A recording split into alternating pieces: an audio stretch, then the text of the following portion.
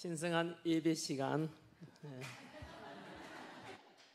경건하고 엄숙한 예배 시간, 예배 드리는 시간이니까 기도 한번 하고 시작하도록 하겠습니다. 오 하나님 아버지 감사합니다. 먼저 부족한 저를 이 자리까지 부르고 이 자리에 세우셔서 감사드립니다.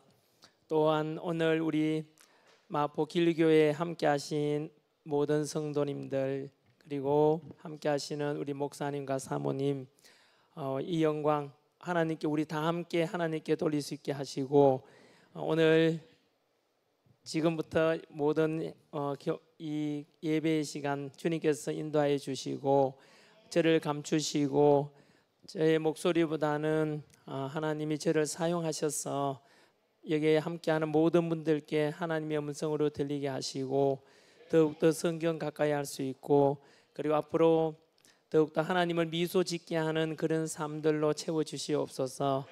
또한 예수 닮아가는 삶을 직접 실천할 수 있는 예수님의 인격을 닮아가는 그런 저희들 되게 하여 주시옵소서. 오늘 귀한 시간 쪽에서 오신 이 모든 분들께 결코 절대로 빈손으로 돌아가지 않게 하시고 더욱더 복받고 더욱더 믿음이 성장하고 하나님 닮아갈 수 있는 그런 저희들 되게 하여 주시옵소서. 좋으신 우리 주 예수님 이름으로 기도드립니다. 아멘. 네, 직접 보니까 반갑지요. 네. 네, 마포 길교회 저 옆으로 가서 해도 되죠? 네, 화면 나오나요? 좀 더 가까이 있어요. 보고 싶어가지고요.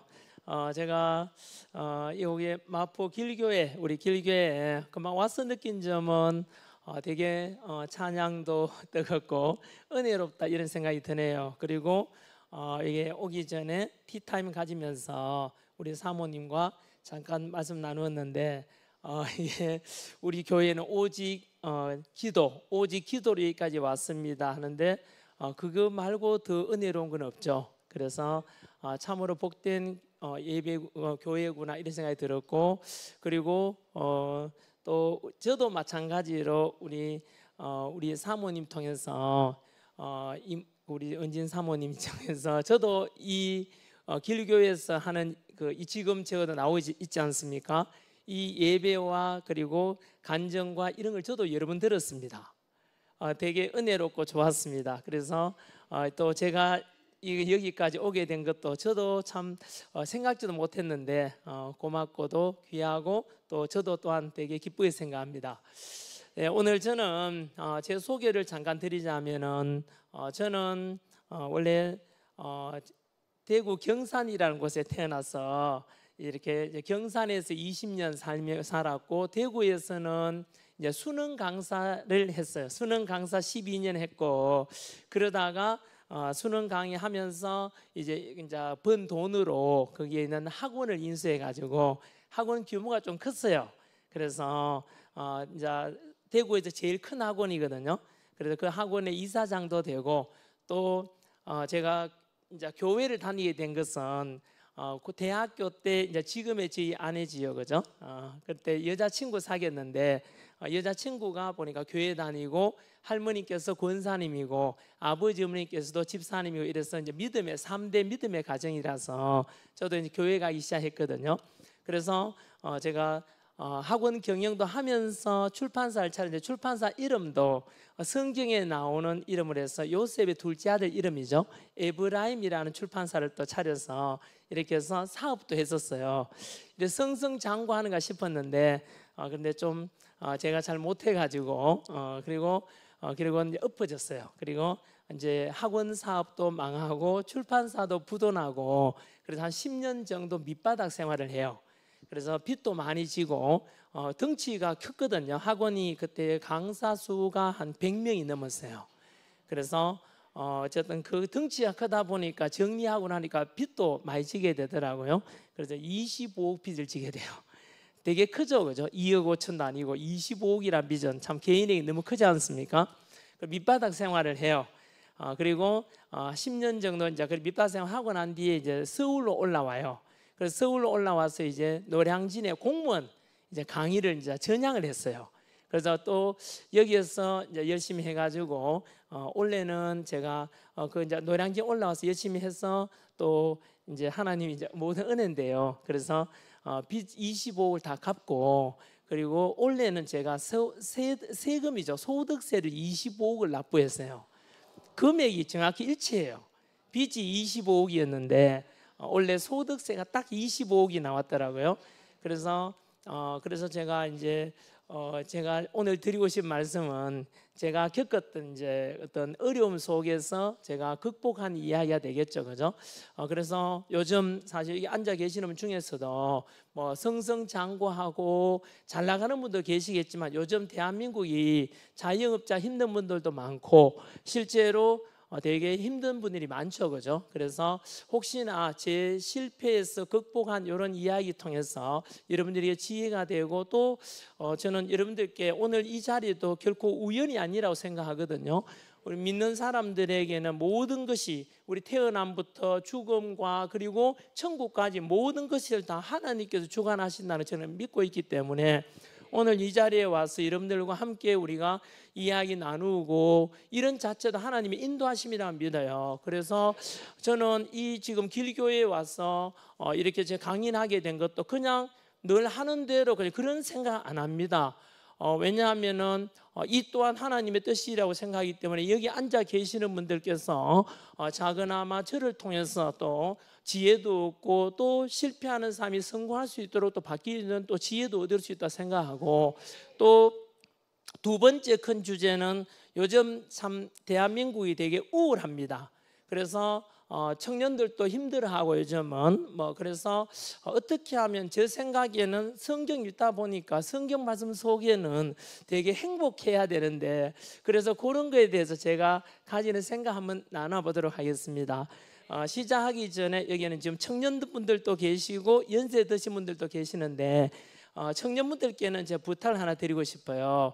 뭐냐 하면은 제가 대학 다닐 때 저 보잘것없지 않습니까? 저는 사실은 요즘 대학 강연도 많고 이렇게 강연 많이 가는데요, 청년들이 되게 공감을 많이 해줍니다. 이유는 제가 요즘 말하는 이제 부모 찬스가 없었습니다.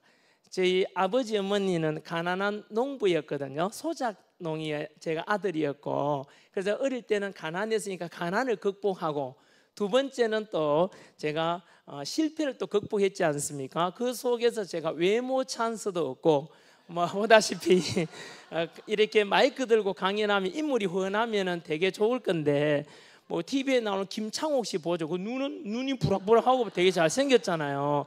근데 저는 학교 다닐 때 보니까 선생님이 저보고 너는 왜 그래 생겼냐 이러던데, 어쨌든 제가 외모 찬스도 없고 또 집안 부모 찬스도 없고, 또 제가 경쟁하는 강사들은 다 스카이대, 흔히 말하는 서울대, 고려대 이런 데 출신인데 저는 지방대학을 나왔거든요. 그래서 제가 그 당시에는 몰랐어요. 그 당시에는 제가 왜냐하면 제가 지방대 간 것, 그리고 가난하게 자란 거, 그리고 지금 저 실패 바닥에서 10년 생활 해봤잖아요. 그 왜 그런지 몰라요. 지금은 그게 오히려 하나님의 큰 뜻이 있었구나 생각이 들어요. 제가 만약에 부모 잘 만나서 이 자리에 왔으면 그래 임마 네 부모 잘 만나서 성공한 거 아니냐 해서 공감을 못할 건데요, 저는 그렇지 못했고, 그 다음에 제가 서울대를 나왔다면은 그래 네 머리 좋으니까 성공했지 뭘 임마 우리한테 이런 얘기 하냐 할 건데, 그러면 공감이 안 돼요. 그래서 저는 그러지도 못한 그냥 평범한 머리를 가지고 이런 사람이 어쨌든 제 나름대로 이제 청년들에게는 봐라, 인물이 그렇게 잘나지 않아도 부모 별로 가진 거 없어도 학벌이 뛰어나지 않아도 우리가 기도하고, 제가 생각하는 성경 말씀 이렇게 기도하고 성경 말씀 속에는 세 가지 우리가 원하는 게 다 담겨져 있지 않습니까? 첫 번째 성공의 길도 성경 속에 나와 있고요, 그리고 행복에 관한 것도 성경에 나와 있고, 그리고 세 번째 모든 인간이 원하는 거 바로 구원에 관한 메시지도 성경 속에 나와 있지 않습니까? 그래서 제가 부탁드리고자 하는 건 뭐냐 하면은, 이런 보잘것없는 전데 그래도 대학 다닐 때 저보고 성공할 것이라고 예언해 준 교수님이 계세요. 그 별거 아닌데 한 번은 저녁 먹는데 교수님이 막 이야기하다가 갑자기 야 인마 니는 뭐하냐, 교수가 이야기하는데 왜 딴짓하냐 이러더라고요. 그때 제가 교수님 그게 아니고요, 아까 교수님께서 하신 말씀 중에서 되게 좋은 말씀이 있어가지고 제가 기억을 하고 싶어가지고 지금 밑에서 무릎 위에서 메모하고 있었습니다. 이래가지고 그 메모지 포스트잇을 제가 이렇게 보여드리니까 교수님께서 그때 이 자식 너는 인마 생긴 게 그래도 너는 성공하겠다 이러더라고요.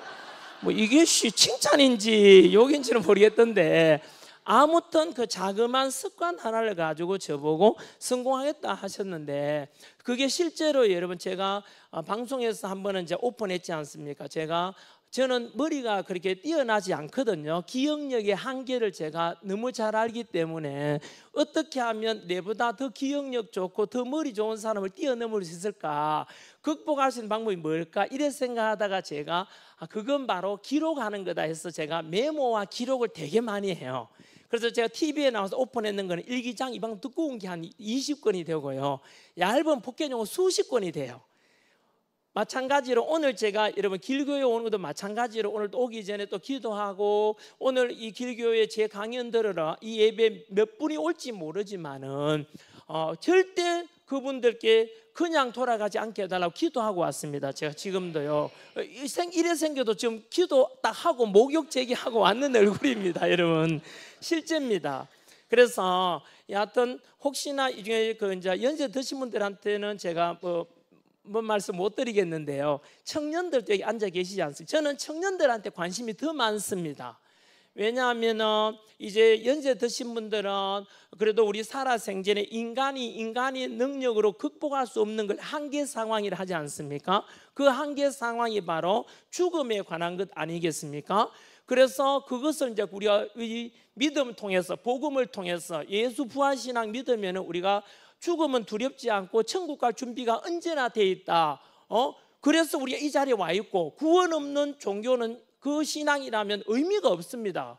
그리고 연세 드신 분들은 늘 열심히 찬송하고 열심히 예배드리고 그런 예수 닮아가는 삶을 살고, 주변 이웃의 성경 말씀대로 네 이웃을 네 몸과 같이 사랑하라 그랬지 않습니까?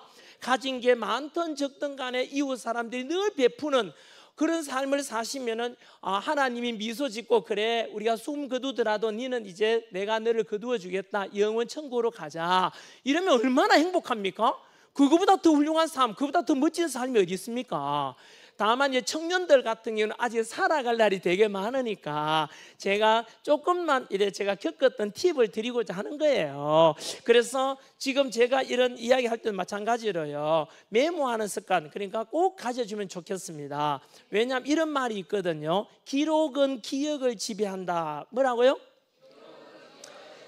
네, 기록은 기억을 지배한다. 거꾸로 말하면은 기억력은 기록을 이길 수가 없습니다. 그래서 저는 언제나 제 기억력의 한계를 극복하기 위해서 끊임없이 기록하고, 요 습관은요, 오늘 저 때문에 정리하라는 뜻이 아니고요, 앞으로 우리 목사님 설교하는 말씀이든 성경 말씀이든 항상 메모해 보세요. 그러면은 메모하지 않으면은 예배 때는 은혜로운데 돌아서 집에 가면은 원래대로 돌아보고 하나 기억이 안 나요.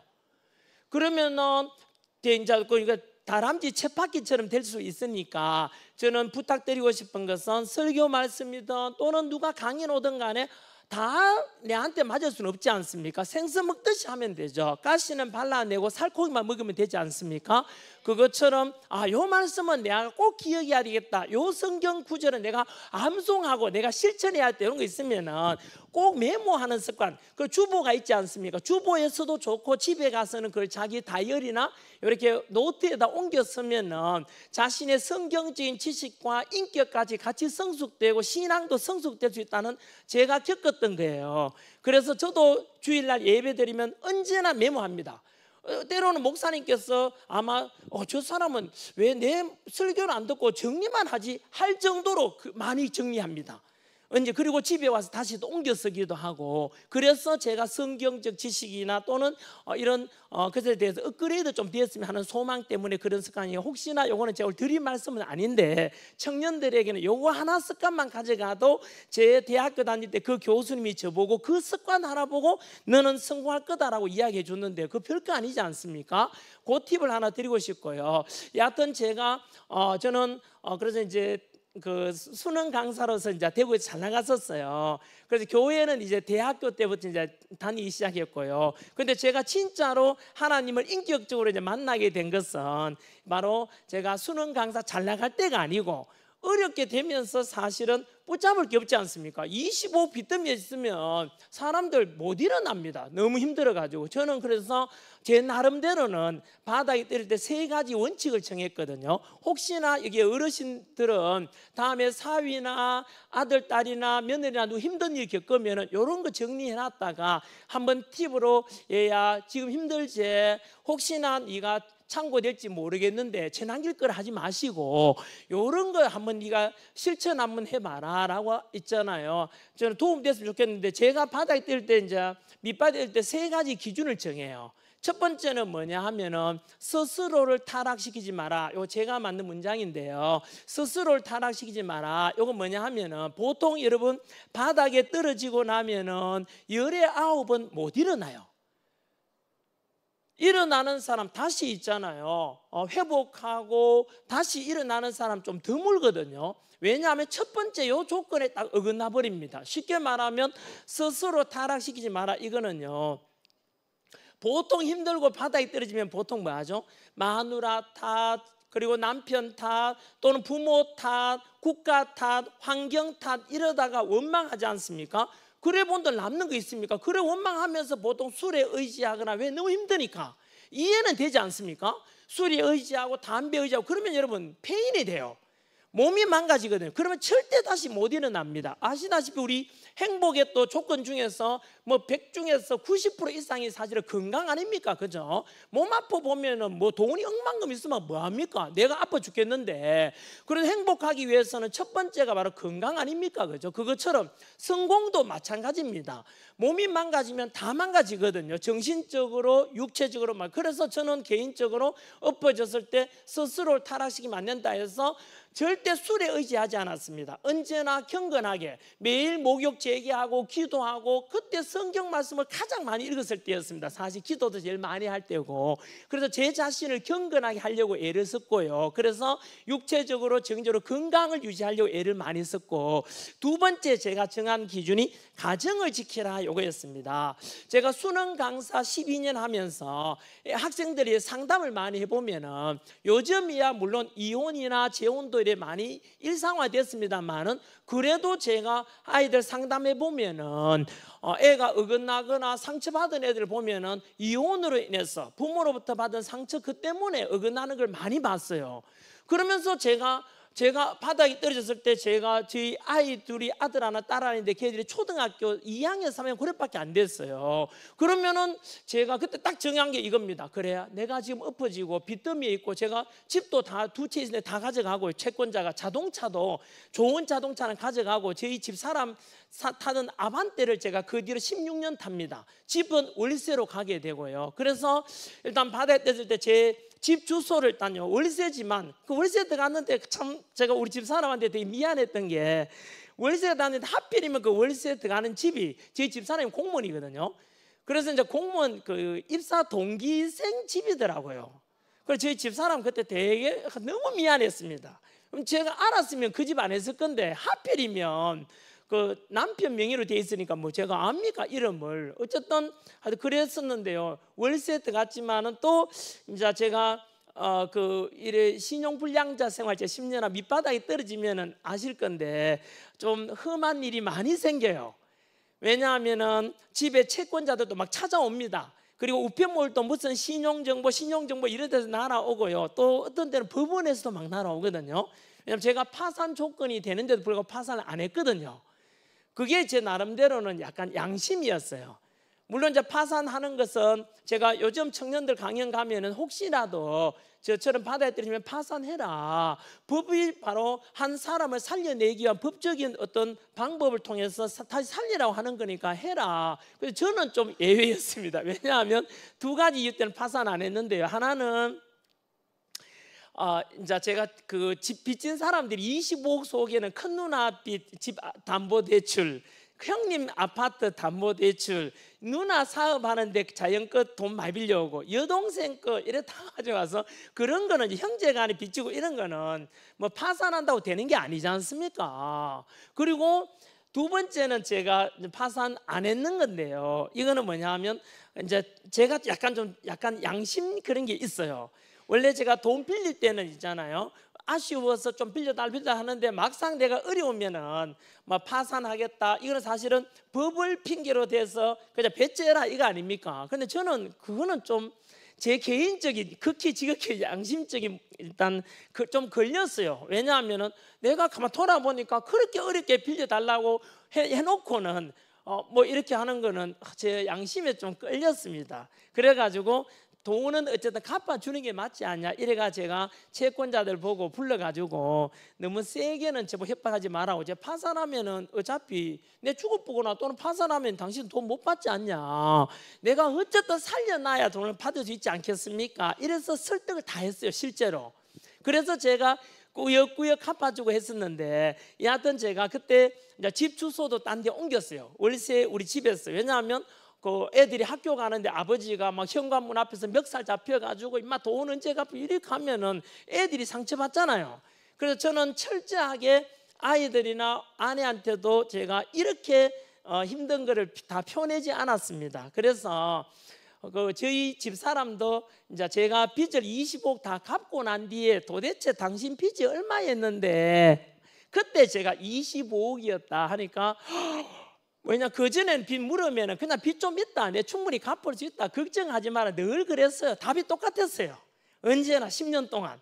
그래 갚고 난 이야기했고, 저희 아이들은 실제로 제가 그렇게 힘든 걸 전혀 몰랐습니다. 왜냐하면은 이제 이거는 어떤 거냐 하면은 제가 여기서 제가 팁을 얻었었는데요. 인생은 아름다워라는 영화가 있어요. 인생은 아름다워라는 그 되게 만족도가 높은 최고의 평점의 영화예요. 그 무슨 영화 이야기냐면 바로 그 2차 대전 때 히틀러 나치즘 있잖아요. 나치당이 유대인 학살하지 않습니까? 그래서 아우슈비츠라는 그 이제 유대인 수용소에 끌려가요. 아버지, 엄마, 아들 요래 끌려가는데 그 아버지가 실화를 지가 바탕으로 겪었던 이야기가 영화에 나와요. 거기 가서 아이가 어린데요. 요 조슈아, 그 여호수아입니다. 우리 성경에 나오는 조슈아라는 애가 나오는데 걔가 주인공이죠. 걔가 이제 이래 우리가 어차피 이래 수용소 끌려와서 결국 우리 다 죽는다는 걸 이야기 차마 아버지가 못 하잖아요. 아이한테 희망과 꿈을 간직하라고, 절대 힘을 잃지 말라고, 끝까지 우리를 게임하러 왔다, 기꺼이 이기면 나갈 수 있다 이렇게 해서 실제로 그래도 아이한테 희망을 줍니다. 그래도 그 희망 덕분에 그 아들은 실제로, 이 아버지는 죽지만은 아들하고 엄마는 실제로 탈출하게 됩니다. 그래서 그걸 그때 제가 딱 기억이 나서, 그래 그게 아버지의 책임 아닌가 싶어가지고 우리 아이들한테 표 안 내려고 제가 밖에서는 많이 울고 들어갔어요. 하지만 집에서는 표 안 내고 이렇게 했었거든요. 그리고 우리 아이들은 언제 하게 되느냐 하면, 제가 이제 서울 올라와서 이제 빚 다 갚고 이제 집들이를 결혼한 지 한 20년 만에 처음 했어요. 서울 올라올 때는 물론 월세였거든요. 월세 왔다 2년 뒤에 이제 주인이 월세 올려달라 해가지고, 이제 저는 여전히 신용이 가장 낮아서 안 되고, 저희 집 사람이 이제 그 명의로 해가 이제 집을 샀어요. 그 집들이를 처음 했거든 그때요. 했는데 이제 형제들이 이제 2남 3녀 저희들 5남매인데 와서 이제 어쩌다가 막 울기 시작해요. 이거는 기적이다. 니 뭐 맨날 예수님 하나님 하더니만은 진짜 있는 모양이다. 네가 이렇게 다시 10년간 밑바닥에 있다 일어나는 거, 이거는 기적이다, 기적. 하나님 은혜다 이러면서 막 울기 시작했는데, 그때 우리 애들이 충격을 좀 먹어요. 도대체 갑자기 다 울고 이러니까 도대체 뭔 일이고? 그때 저희 어머니께서 니 몰랐나? 너가 아버지 죽다가 살았다. 그 이야기를 이제 쭉 해주니까 우리 아들이 그때 이제 이야기하더라고요. 아빠 그동안 많이 힘들었었지, 왜 말하지 않았었어 이러더라고요. 여러분, 이게 바로 아버지의 책임이라고 저는 생각을 해요. 무슨 말씀이냐면, 혹시나 이게 남자분을 잘 들어놨다가 우리가 결혼하고 아이를 낳는다는 것은 어쨌든 내 책임 아니겠습니까? 그리고 아이가 성인 될 때까지 우리 길러주는 건 당연히 부모의 책임이라고 저는 생각하고, 그래서 여러분 예를 들어 가정을 또 지켜야 되는 이유가요, 우리가 유리잔이 깨지잖아요. 깨지면 마찬가지로 이제 다시 뭐 본드로 붙이면은 유리잔 모양은 나오더라도 거기에 본드 자국하고 금은 남잖아요. 아이들이 바로 그렇습니다. 돈은 잃었다가 다시 되찾으면 5만 원권 신사임당 만 원짜리 세운대랑 똑같아요.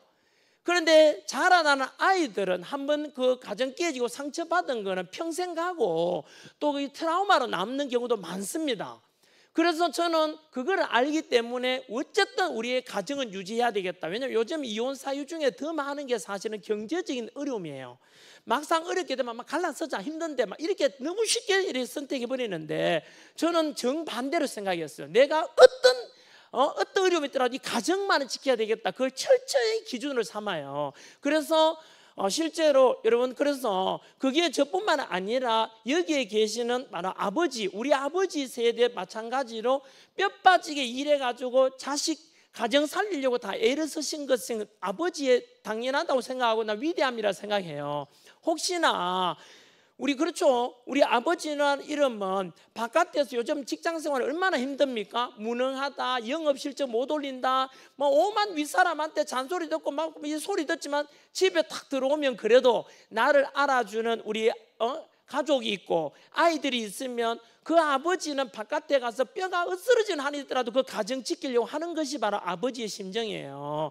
그래서 집에서 거꾸로 아내분들한테 늘 부탁드리는 게, 아무리 집에 바깥에서 무능하게 하더라도 집에 왔는데 당신 무능하다, 우리 애들한테 해준 게 뭐 있냐, 애들도 마찬가지 아버지 일로 뭐 해준 게 뭐 이렇게 하면은 그 아버지는 결국은 가정을 지키고 싶겠습니까? 그래서 절대 무능하다는 소리 하지 말고 언제나 우리 아버지 최고다 이래 생각해 주기 바라고, 저는 어쨌든 간 두 번째 기준이 바로 가정을 무조건 지키려고 애를 썼고요. 그래서 저는 이제 없는 돈에 저희 집사람 공무원 번 돈으로 애 둘 교육을 시켜서 뭐 이래 사교육이나 이렇게 풍부한 교육을 잘 못 시켰지만 어쨌든 상처받지 않게 애들 잘 키워냈거든요. 그리고 그게 제 두 번째고, 사실 세 번째가 뭐냐 하면은 첫 번째, 두 번째를 다 포함하는 전체 총괄적인 게 세 번째가 바로 신앙의 절개를 지켜라 요겁니다. 뭐라고요? 신앙의 절개를 지켜라. 여기 세 번째인데요. 뭐냐 하면은 아까 말씀드린 대로 제가 바닥에 탁 떨어졌을 때 25피 뜸에 이제 앉게 되잖아요. 그래서 10년간 이제 밑바닥 생활하는데 집도 없고 막 그렇게 됐습니다. 진짜 그 속에서 제가 저한테 가장 큰 힘이 되고 오늘 제가 마이크 들고 이 자리에 선 것도 바로 이 때문입니다. 뭐냐 하면은 여러분, 어렵게 되면은 당연히 더욱더 하나님을 갈급할 수밖에 없지 않습니까? 25피도 여러분 제가 어떻게 하겠어요? 그래 처음에 제 기준을 딱 정하죠. 그래, 하나님과의 그때부터 인격적으로 만납니다. 하나님 아버지, 제가 왜 망했죠? 근데 열심히 학원 강의했고 열심히 학원 경영했고 출판사 이름도 에브라임 해가지고 요셉 둘째 아들 이름으로 하나님 이름으로 제가 뭐 출판사 만들었는데 부도 났지 않습니까? 이거 제가 한 게 아니라 하나님 그래 만든 거 아닙니까? 그래서 그때 하나님께 바로 넉자로 내려놓음입니다. 그래서 어차피 하나님 이렇게 만들었으니까 결국은 하나님께서 해주시겠지 생각해서 25페이지를 그대로 하나님께 내려놓습니다. 왜냐하면 그렇게 내려놓지 않으면 제가 견딜 수가 없죠. 매일매일 머리에 이고 어깨에다가 25억 쥐고 있다고 생각해 보세요. 못 일어납니다 실제로. 그래서 그 25를 그대로 하나님께 믿고 내려놓고 그 다음에 제가 오직 성경, 기도의 모든 걸 의지하게 됩니다. 그런데 실제로요, 성경 읽다 보니까 딱 저한테 어울리는, 혹시나 여러분 다음에 저처럼 바닥에 떨어지면은 성경 속에요 하나님께 해주신다는 말씀이 딱 나와요. 제가 성경 말씀 한번 펴볼게요. 혹시 오늘 화면 준비됐으면은 제가 바닥에 떨어질 때 우리 성경 속에 가장 우리 고난의 상징, 극복의 상징 인물이 누구지요? 요업 아닙니까? 그죠? 요업기 우리 말씀 읽다 성경 말씀 보다 보니까 나오더라고요. 자, 요업기 혹시 PPT 화면 준비되나요? 요업기 1장 21절이죠. 요업기 1장 21절. 네, 시간 관계상 주신이도부터 둘째 주 끝에부터 주신이도부터 한번 읽어볼게요. 시작. 주신이도 여호와시요 거두신이도 여호와시오니 여호와의 이름이 찬송을 받을지니다. 이 말씀입니다. 바로 저는 여기에 25페이지를 그대로 내려놓을 수 있는 게 바로 이 말씀 딱 읽는 순간 맞다. 어차피 내 생명 주신 것도 여호와 하나님이고 또 결국은 거두시니 또 하나님 아니겠나, 알아서 해주시겠지 생각하고 완전히 100% 믿고 내려놨습니다. 혹시나 다음에 저처럼 바닥에 떨어지면은요, 이렇게만 하면은 진짜 여호와 하나님께서는 반드시 거두어 주시거든요. 그리고 실제로 성경 읽다 보면은 제 개인적으로 저한테 엄청나게 용기가 되고, 저처럼 바닥에 있다가 일으켜 세운 성경의 믿음의 선배들이 많이 나와요. 저한테 되게 제가 많이 읽었던 성경 구절이기도 한 분이 바로 요셉이에요. 자, 요셉 이야기 많이 들어보셨지 않습니까? 창세기 요셉 하면 어떤 인물이냐 하면은 알다시피 요셉이 꿈속에 꿈을 꾸니까 자기가 잘 되는 꿈을 꾸가지고 형제들한테 막 자랑하지 않습니까? 형님, 내가 꿈을 꿨는데 형님들이 내 보고 막 절하더라 이러니까 형님들이 막 시기 질투하겠죠, 그죠? 그리고 또 아버지가 또 야곱이 또 요셉을 되게 좋아해요. 부모님이 자식을 편애하면 안 되잖아요. 편애하니까 이제 형제들이 시기 질투해서 요셉을 결국은 죽이려고 했지 않습니까? 근데 죽이는 건 좀 잔인하니까 요건 아버지한테는 죽였다고 그러니까 죽었다고 이야기하고 대신에 이제 남의 나라의 종으로 팔아버리지 않습니까? 그 이웃 나라 애굽, 이집트는 이제 팔려가지 않습니까? 그죠? 그리고 거기에서 여러분 알다시피 밑바닥 생활하지 않습니까? 그리고 뭐 지하 감옥에도 가게 되고 별 어려움을 다 겪지 않습니까? 그런데 여러분 그러다가 결국 어떻게 되죠, 요셉이요? 네, 바로 그 나라에 놀랍게도 왕 바로 다음 총리까지 올라가지 않습니까? 그죠? 그래서 팔려간 요셉이 총리까지 올라갈 때 그때 요셉은 언제나 여호와 하나님께 의지합니다. 그리고 여러분, 그런데 그 요셉이 총리 될 때가 나이가 몇 살인지 아세요? 팔려갈 때가 17이었어요. 그리고 총리가 될 때가 30이잖아요. 그럼 밑바닥 생활 몇 년 했죠? 무려 13년. 13년의 고난을 극복해냈지 않습니까? 제가 바닥에 떨어졌을 때 저희 초등학교 담임선생님께서 전화 왔어요. 한기라, 네 소식 들었다. 네 되게 뭐 학원도 망하고 출판사도 뭐 그런 이야기 들었는데 네 잘 기억해라. 우리 인간이 겪는 고통은, 하나님이 주는 고통은 아무리 길어도 10년은 넘기지 않는데, 알았지? 네 딴 생각하지 말고 딴 마음 먹지 말고 잘 견디내라 하는데 그때는 와닿지 않았습니다.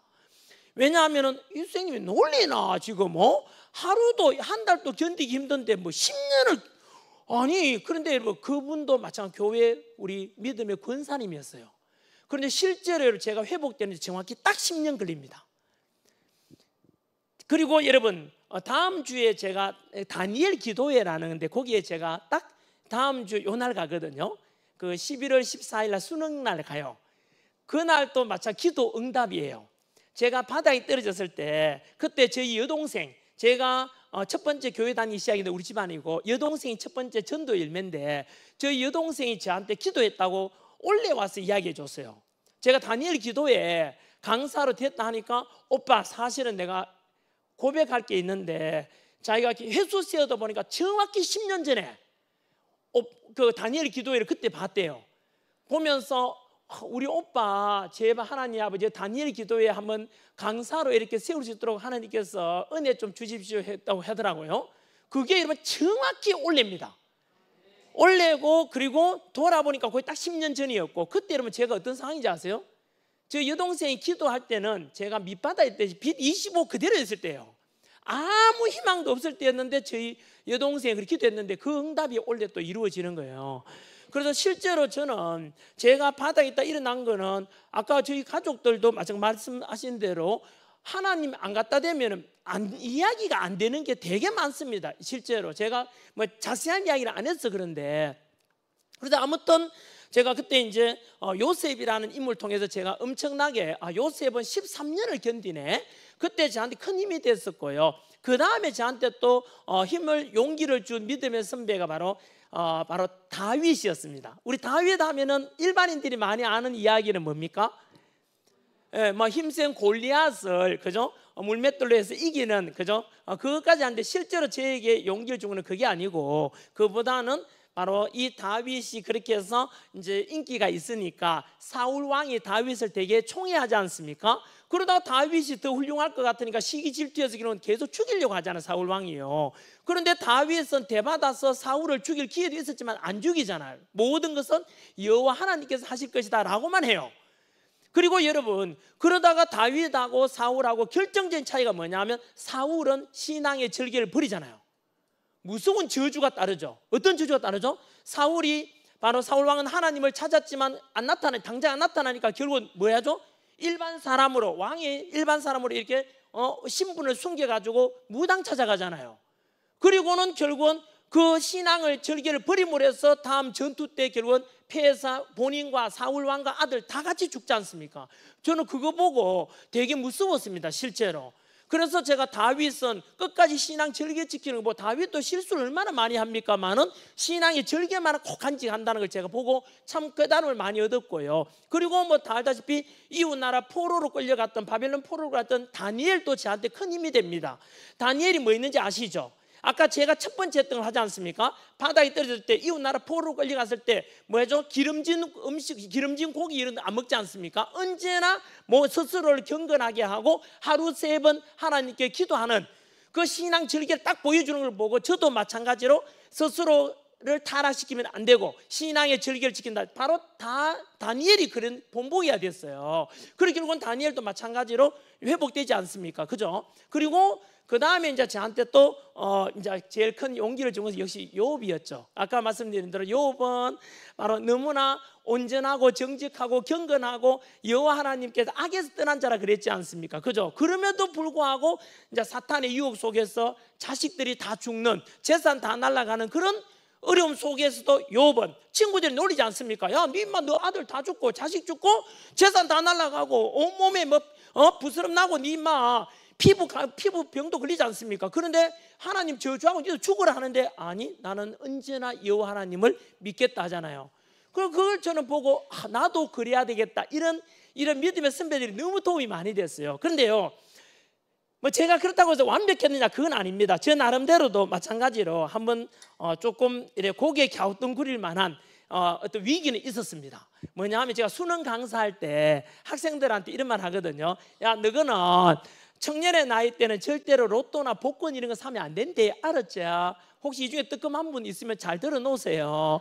왜냐하면 로또나 복권은 나이 들어가 심심하니까 한번 뭐 재미삼아 해보는 거지. 청년의 나이 때는 언제나 내가 노력한 정직한 결과를 기대하고 기다리는 것이 장래성 있는 청년이다라고 제가 12년간 수능 강사하면서 늘 그렇게 가르쳤어요. 로또 사는 애들은 장래성이 없다. 그래놓고 제가 너무 어려울 때 로또를 샀습니다. 왜냐하면 그날에 제가 갚아야 될 돈이 있잖아요. 있는데 제가 돈 빌리러 좀 많이 다녔겠습니까? 예? 돈 빌리러 갈 때 제일 제가 치욕적이었던 게, 돈 빌리러 어떤 회사에 돈 빌리러 갔는데 그 회사에 이제 회장님 찾아갔어요. 갔는데 입구에 있던 그 비서가 알고 보니까 제 제자였어요. 선생님 여기 웬일이시고 하는데 내가 그때 진짜 지구면이라도 되고 싶더라고요. 그래서 그 회장님 기다리는데 하루 종일 거기에 입구에서 대기했거든. 그러니까 그 비서분이 선생님 이제 오늘 회장님 안 들어오실 건데 이제 돌아가시죠 해가지고 그때 제가 하루 종일 혹시나 들어오면은 제가 구글해 보려고, 그런데 그때 걔가 가만히 있으면 좋았는데 또 한마디 하더라고. 선생님 어쩌다가 이렇게 초라하게 됐어요 하면서 그때 제가 한마디도 못 했습니다. 진짜 슬펐거든요. 아직도 제가 그 장면까지 정확히도 기억납니다. 그래서 그런 속에서 제가 돈 빌려 다니다가 그때는 도저히 돈 빌릴 데가 없으니까 제가 결국은 로또를 한번 삽니다. 그때 제 나름대로 해석은 이랬습니다. 그래, 하나님께서는 다양한 방법으로 회복해 하시겠지. 그 로또를 통해 회복하는 것도 괜찮지 않을까 해가지고 로또를 사가지고 그냥 그 당첨을 기다리는 게 아니고 성경 속에 이렇게 다 놔두고 가지려니요. 진짜 기도 열심히 했습니다. 하나님 아버지, 진짜 간절한 거 아시지 않습니까? 하나님 아버지, 기댈 곳이 이것밖에 없습니다. 하나님 아버지, 전지전능하다고 하셨죠? 로또 숫자 7개밖에 안 되거든요. 이거 못 맞추면 전지전능한 것도 아니지 않습니까? 하나님 아버지, 이거 되는 거 쉽죠? 맞죠? 하면서 진짜 기도했어요. 근데 여러분 당첨됐을까요? 안 됐을까요? 됐어요. 예, 근데 되긴 됐는데 5,000원짜리 이거 2장인가 되더라고요. 근데 그 2장 된 걸 가지고 또 샀어요. 또 사가지고 또 기도했어요. 한 2번인가 3번, 한 2, 3주 정도 했던 기억이 나는데, 그때 제가 이렇게 로또 사려고 기도하면서 스스로도 좀 이건 아닌 것 같다. 아무리 그래도 이거는 좀 이거는 하나님 뜻인, 제가 이 기도는 내가 악한 기도 같다, 너무 내 이기적이고 좀 부끄러운 거 아닌가, 이런 생각이 들었는데, 여러분 지금 생각해 보면은, 여러분 만약에 제가 로또 당첨돼 가지고 여기에 마이크 들고 이런 말 썼으면 제가 뭐라고 이야기해야 돼요? 여러분 어려우셔요? 로또를 사세요. 로또를. 여호와 하나님께서는 로또를 통해서 은혜를 주십니다. 로또 사시면 된다니까요 라고 제가 여러분 여기 와서 간증을 한다면, 그게 과연 여러분 어느 누구에게 그게 득이 되고 득이 되겠습니까? 만약에 어떤 신에게 기도해가 로또 통해서 당첨돼 가지고 회복되었다면, 그거는 절대 선한 신은 되지 못할 겁니다. 어느 누구에 그 적용되겠습니까, 여러분? 그래서 저는 기도는 이거는 아니다 생각이 들었는데, 여러분 그래서 제가 기도라는 것은 어떤 생각이 드냐 하면, 우리가 보통 이런 생각도 그 당시에 제가 들었어요. 기도가 도대체 뭐지? 우리 보통 기도하면은 한번 여쭤볼게요. 제가 요거는 청년들한테 많이 여쭤봐요. 여러분 기도하면은 다 들어줘요? 다 들어줘요? 다 들어주는 분 한번 손 한번 들어 보십시오. 기도하면은 바로바로 다 들어주는가? 저는 아니던데요. 여러분 기도를 만약 내가 원하는 대로 하나님께서 기도를 다 들어주신다면은 어떤 일이 발생하는지 아시겠어요? 한 번만 더 생각해 보세요. 만약에 우리가 원하는 걸 다 들어주는 이 하나님이라면, 여러분 이 지구는 하루가 아니라 1시간 넘기지 못하고 이 지구는 종말할 겁니다. 종말을 맞이하겠죠? 예를 들어 우크라이나 사람은 기도할 거 아닙니까? 하나님 아버지, 푸틴 씨발놈 저 죽여버리고 빨리 러시아 망하게 해주세요 하나님 아버지. 그럼 러시아 사람 또 기도하겠죠? 하나님 아버지 우크라이나 씨발 망하게 해주고 빨리 다. 그러면 또 미국 사람도 기도하겠죠? 여러분 북한 사람 다 죽여달라, 북한 사람 남조선 사람 다 죽여달라, 이러면 여러분 지구는 하루를 못 넘기죠, 당연히요. 그렇지 않습니까? 만약 여러분 올림픽 할 때 축구 A국가 B국가 또 축구한다 칩시다. A팀도 기도하겠죠? 하나님 아버지 우리 팀 이기게 해달라고. B팀도 하나님 아버지 그러면 하나님이 헷갈리잖아요. 이 새끼들 누가 이기게 해주지? 여러분 바로 이것처럼 기도라는 것은, 여러분 우리가 원하는 걸 다 들어주는 건 절대 기도가 아니에요. 만약에 우리가 원하는 걸 하나님 다 들어준다면 그건 하나님이 아니라 우리 종 부리듯이 노예잖아요. 이거 해줘, 이거 해줘, 이거 해줘. 여러분 이건 아니잖아요. 우리에게 생명 주시고 모든 걸 주관하시고 우리 구원해 주시는 여호와 하나님은 유일한 신이신데, 어떻게 내 원하는 대로 내 이기적인 욕심을 다 들어준다고 생각하세요? 그런데 여러분 이런 사례도 있어요. 뭐냐 하면은, 우리 그 믿음의 선배 중에서 역사 시간에 제가 역사 강사니까 김교신이라는 일제강점기 때 독립운동했던 훌륭한 선생님이 계시거든요. 그 김교신 선생님은 좀 덜 알려졌지만 그분의 제자가 송기정 선생이에요. 송기정은 알죠? 베를린 올림픽 때 1936년에 그때 마라톤에서 이제 금메달 땄지 않습니까? 그죠?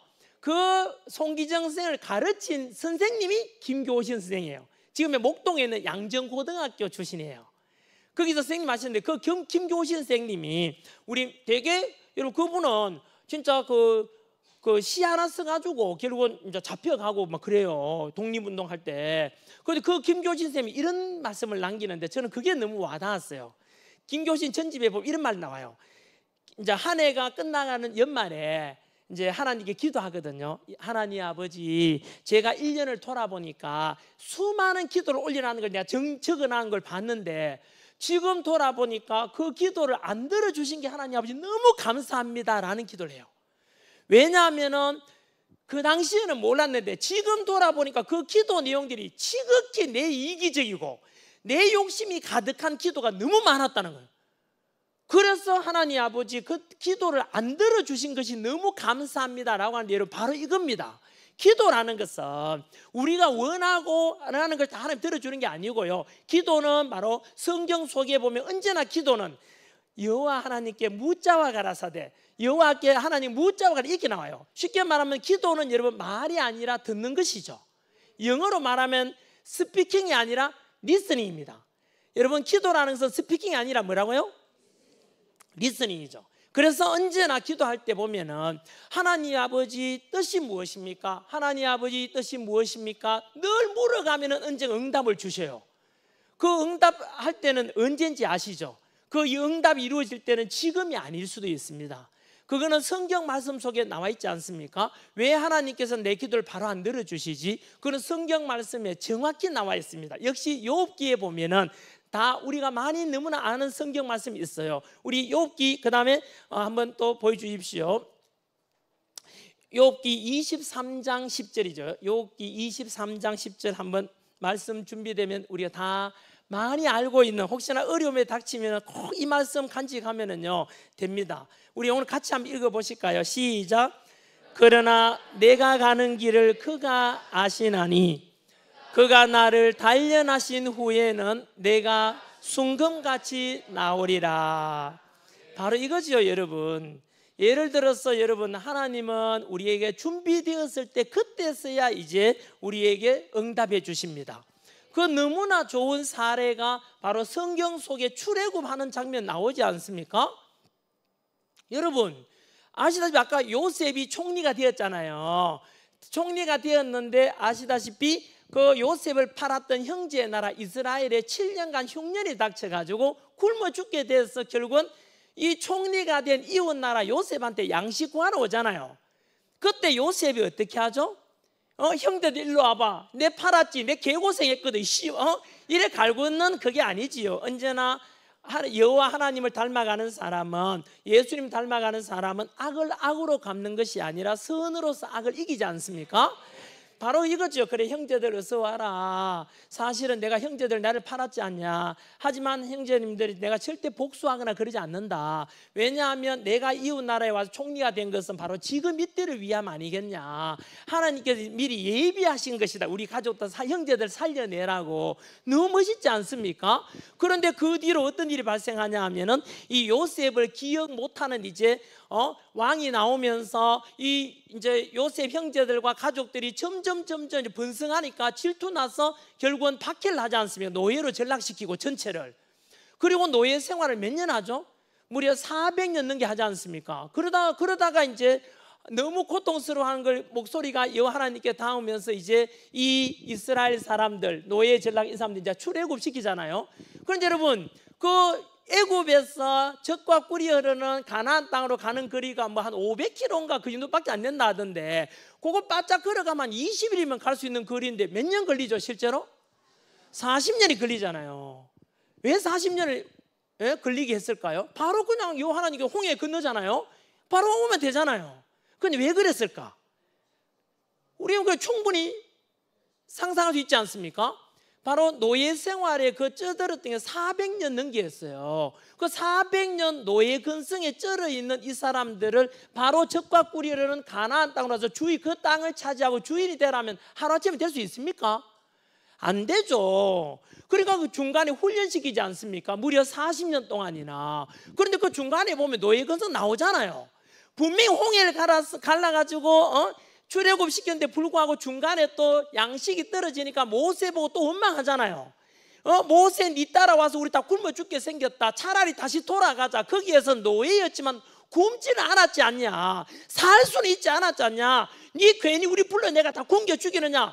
이미 이들은 믿음도 없고 또 노예 근성으로 돌아가자 이거 아닙니까? 그걸 보면서 여러분 그 훈련을 무려 40년 시켜서 이제 준비되었을 때 말 그대로 이제 가나안 땅에 가게 하지 않습니까? 역시 마찬가지로 우리가 기도하다가 왜 하나님은 내 기도를 당장 안 들어주시지 할 때 끊임없이 물어야 됩니다. 하나님 뜻이 무엇입니까? 실제로 저는 올해도 제가 어떻게 살 것인지에 대해서 굉장히 하나님께 지금도 기도하고 있습니다. 여러분 뭐냐 하면 제가 수능 강사 12년 했거든요.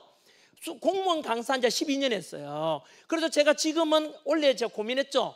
이제는 그냥 내 편하게 살겠다고. 이제 그냥 세금 내고 그냥 골프나 치면서 편하게 살까 이래 생각했는데 여러분 제가 책을 읽다 보니까 사후의 세계라는 그 책이 있잖아요. 믿음의 책이에요. 그것도 읽다 보면 굉장히 놀랐는 게요.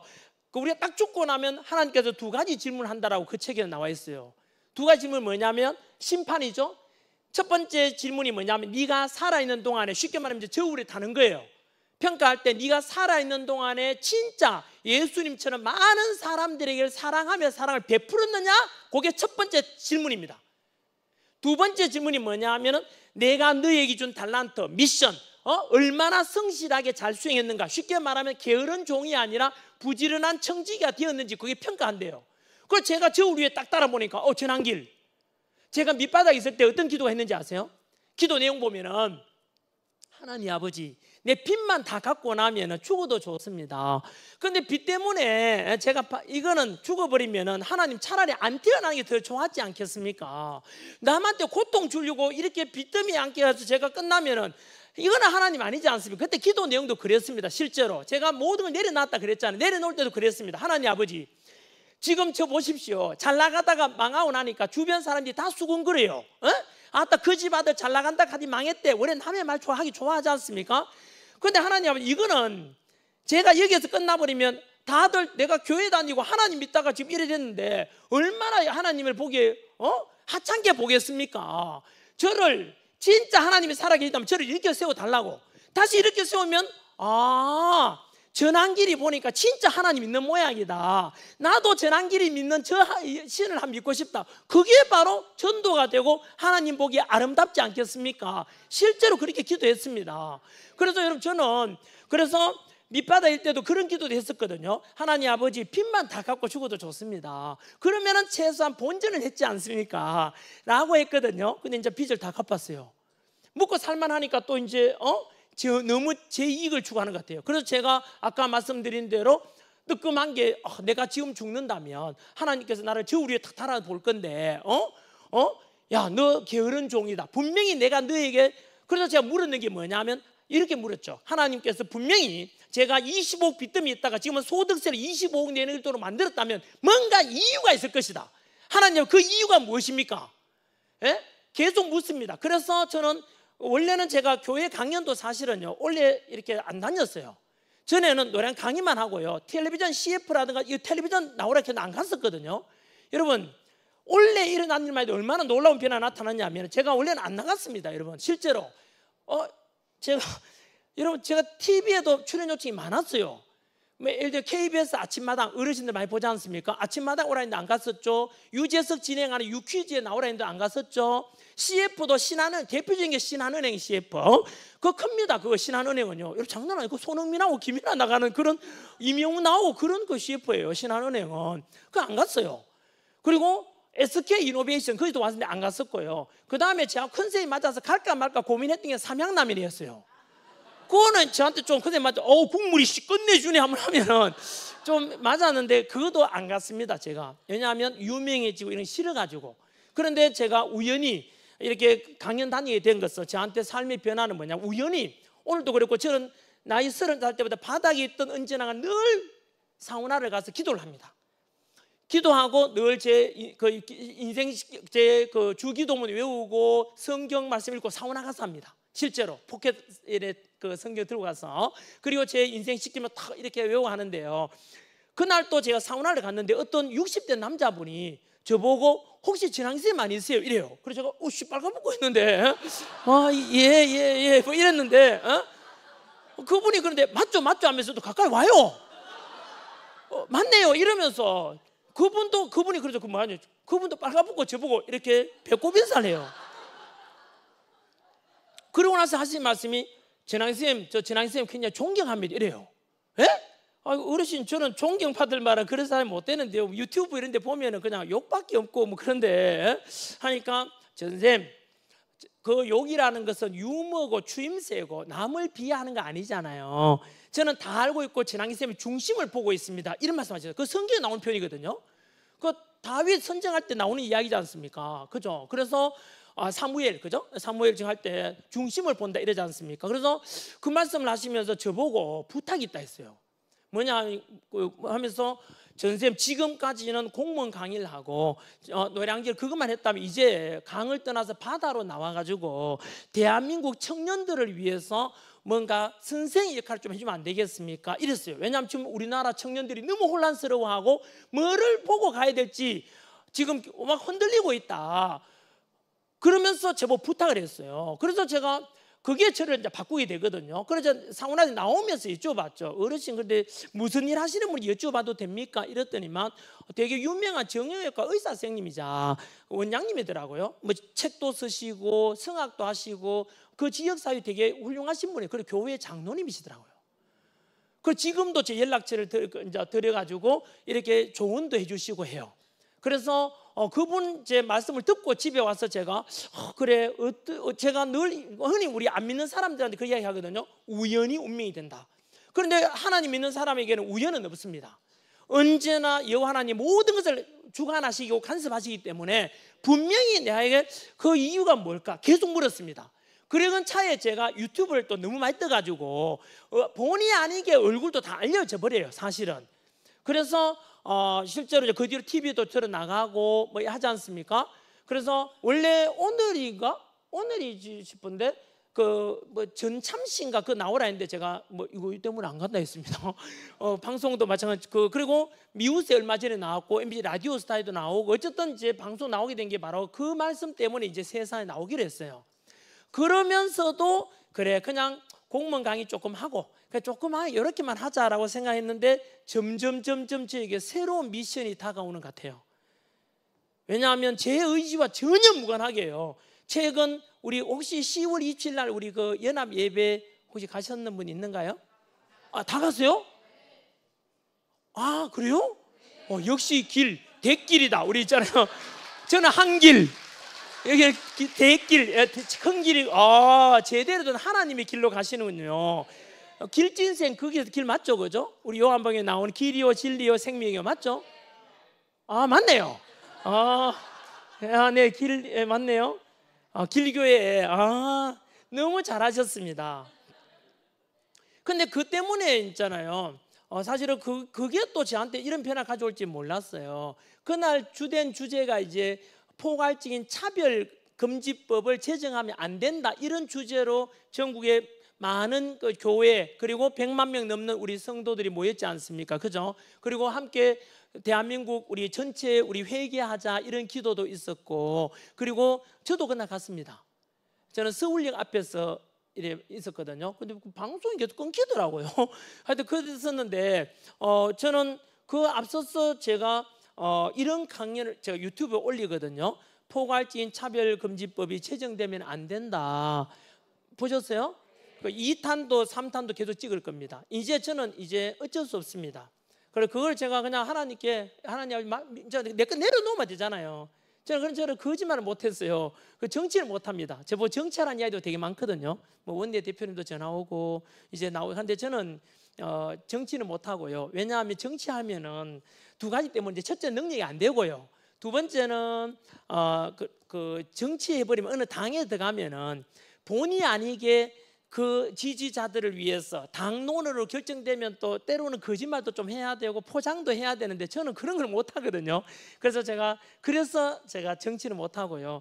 그 다음 또 하나는 어떤 국회의원을 무시하는 건 아니고 실제로 국회의원들이 정책을 결정하지 않습니다. 입법을 다 하니까 결국은 그게 제일 중요하죠. 하지만 저는 어떻게 하냐면 그렇게 입법할 수 있도록 이런 법은 제정되면 안 된다라는 이런 그 청년들에게 국민들에게 호소해 가지고 이런 역할을 하고 싶어요. 우리 믿음의 선배 중에 일제강점기 때 도산 안창호 선생이라고 들어보셨죠? 그분의 길을 저는 한번 가보려고. 왜냐하면 제가 그분을 제일 존경하고요.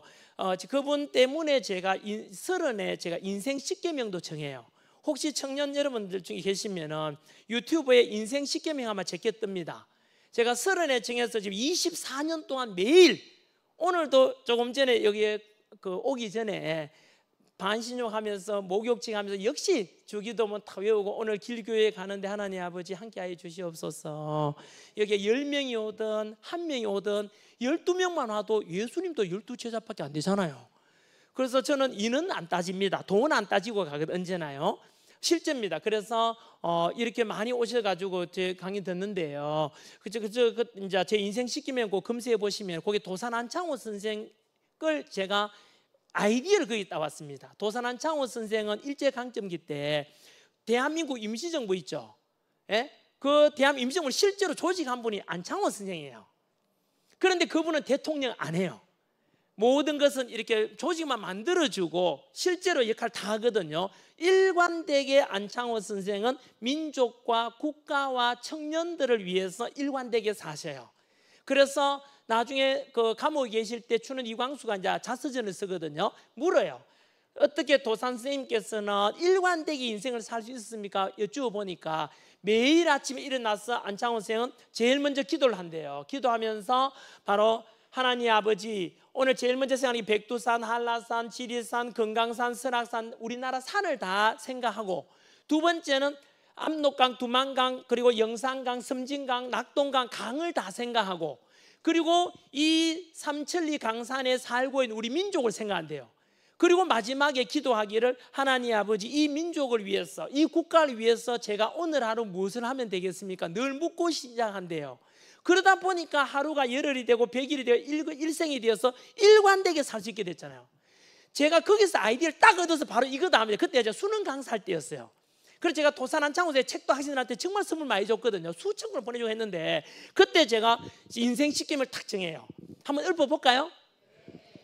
1분이면 돼요. 잠깐 물 좀 마시고요. 제가 술을 마셔서 물 마시는 게 아니고, 아까 제가 사모님께 말씀드렸는데 목욕 제기하면서 땀을 한 1kg 빼가 와요.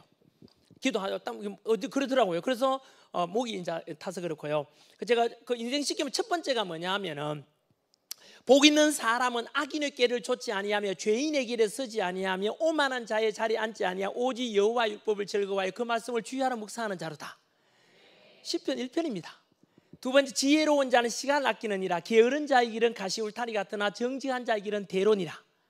바로 성실과 정직에 관한 겁니다. 세 번째, 물어 더러운 말은 너 입 밖에 내지 말고 오직 덕을 세우는 데 소용되는 대로 선한 말을 하여 듣는 자들에게 은혜를 끼치게 하라. 에베소서 말씀 아닙니까? 말에 관한 것.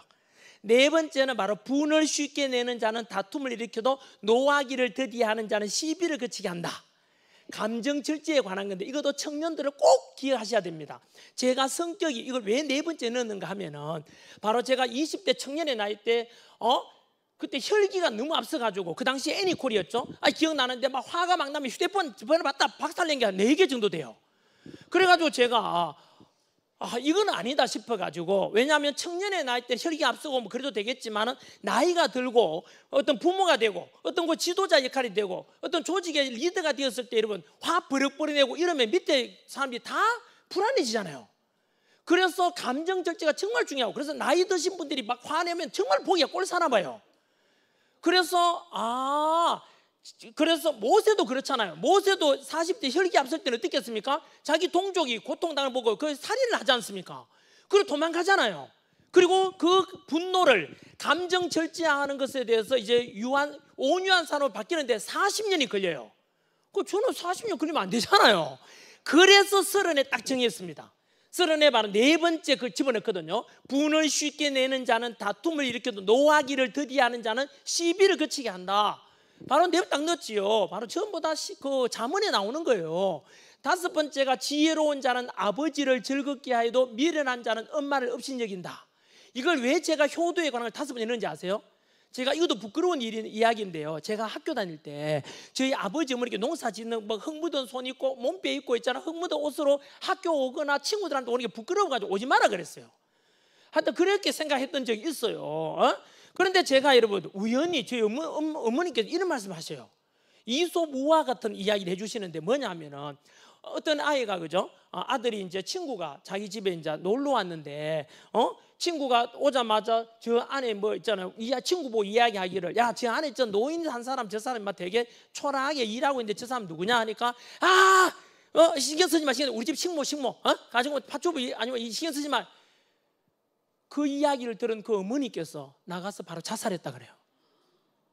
여러분, 너무나 단순한 이솝우화 같았지만 그게 솔직히 그게 바로 내가 아닌가 생각이 들어가지고, 그날 이후로 저는 그래서 제가 혹시나 저처럼, 혹시 여러분들 청년들 중에서도 부모님이 좀 초라하거나 가난하고 힘들다고 해서 남들 보기에 여러분 그런 생각하셨다면 너무나 못난 짓입니다. 왜냐하면 여러분 전환길이가 다음에 더 잘 되고 더 훌륭한 사람이 되고 한들 제가 대통령이 뭐가 되더라도 우리 부모님보다 더 높아질 수는 없지 않습니까? 모든 것이 부모님 덕분 아닙니까? 그래서 제가 여러분 나이 30에 정할 때도 불구하고 인생 시점에 5번째 그걸 탁 넣었습니다. 그래서 제가 그날 이후로는 오늘도 여러분 아까 제가 목욕 제기하고 여기서 제 차 몰고 오는 사이에 저희 어머니께 전화를 해서 매일 전화를 합니다. 어머니께. 그래서 제가 그 사이 왜냐하면 저희 아버지는 이제 돌아가셨고 어머니는 혼자 계시거든요. 바로 5번째 그걸 넣은 겁니다. 혹시 이 중에 청년들 중에서 혹시라도 저처럼 못난 그런 생각을 가졌었던 게 있다면 꼭 기억하셔야 돼요. 5번째가 바로 지혜로운 자는 아버지를 즐겁게 하여도 미련한 자는 엄마를 업신여긴다. 꼭 기억해야 될 말씀이에요. 6번째가 바로 제가 이겁니다. 적은 소득이 의를 겸하면 많은 소득이 불의를 겸한 것보다 낫다. 네, 이것도 잠언에 나온 말씀이죠. 오늘 제가 뭘 밝혔죠? 소득세 25은행을 밝혔죠. 여러분 이거 오픈하는 것도 쉽지 않습니다.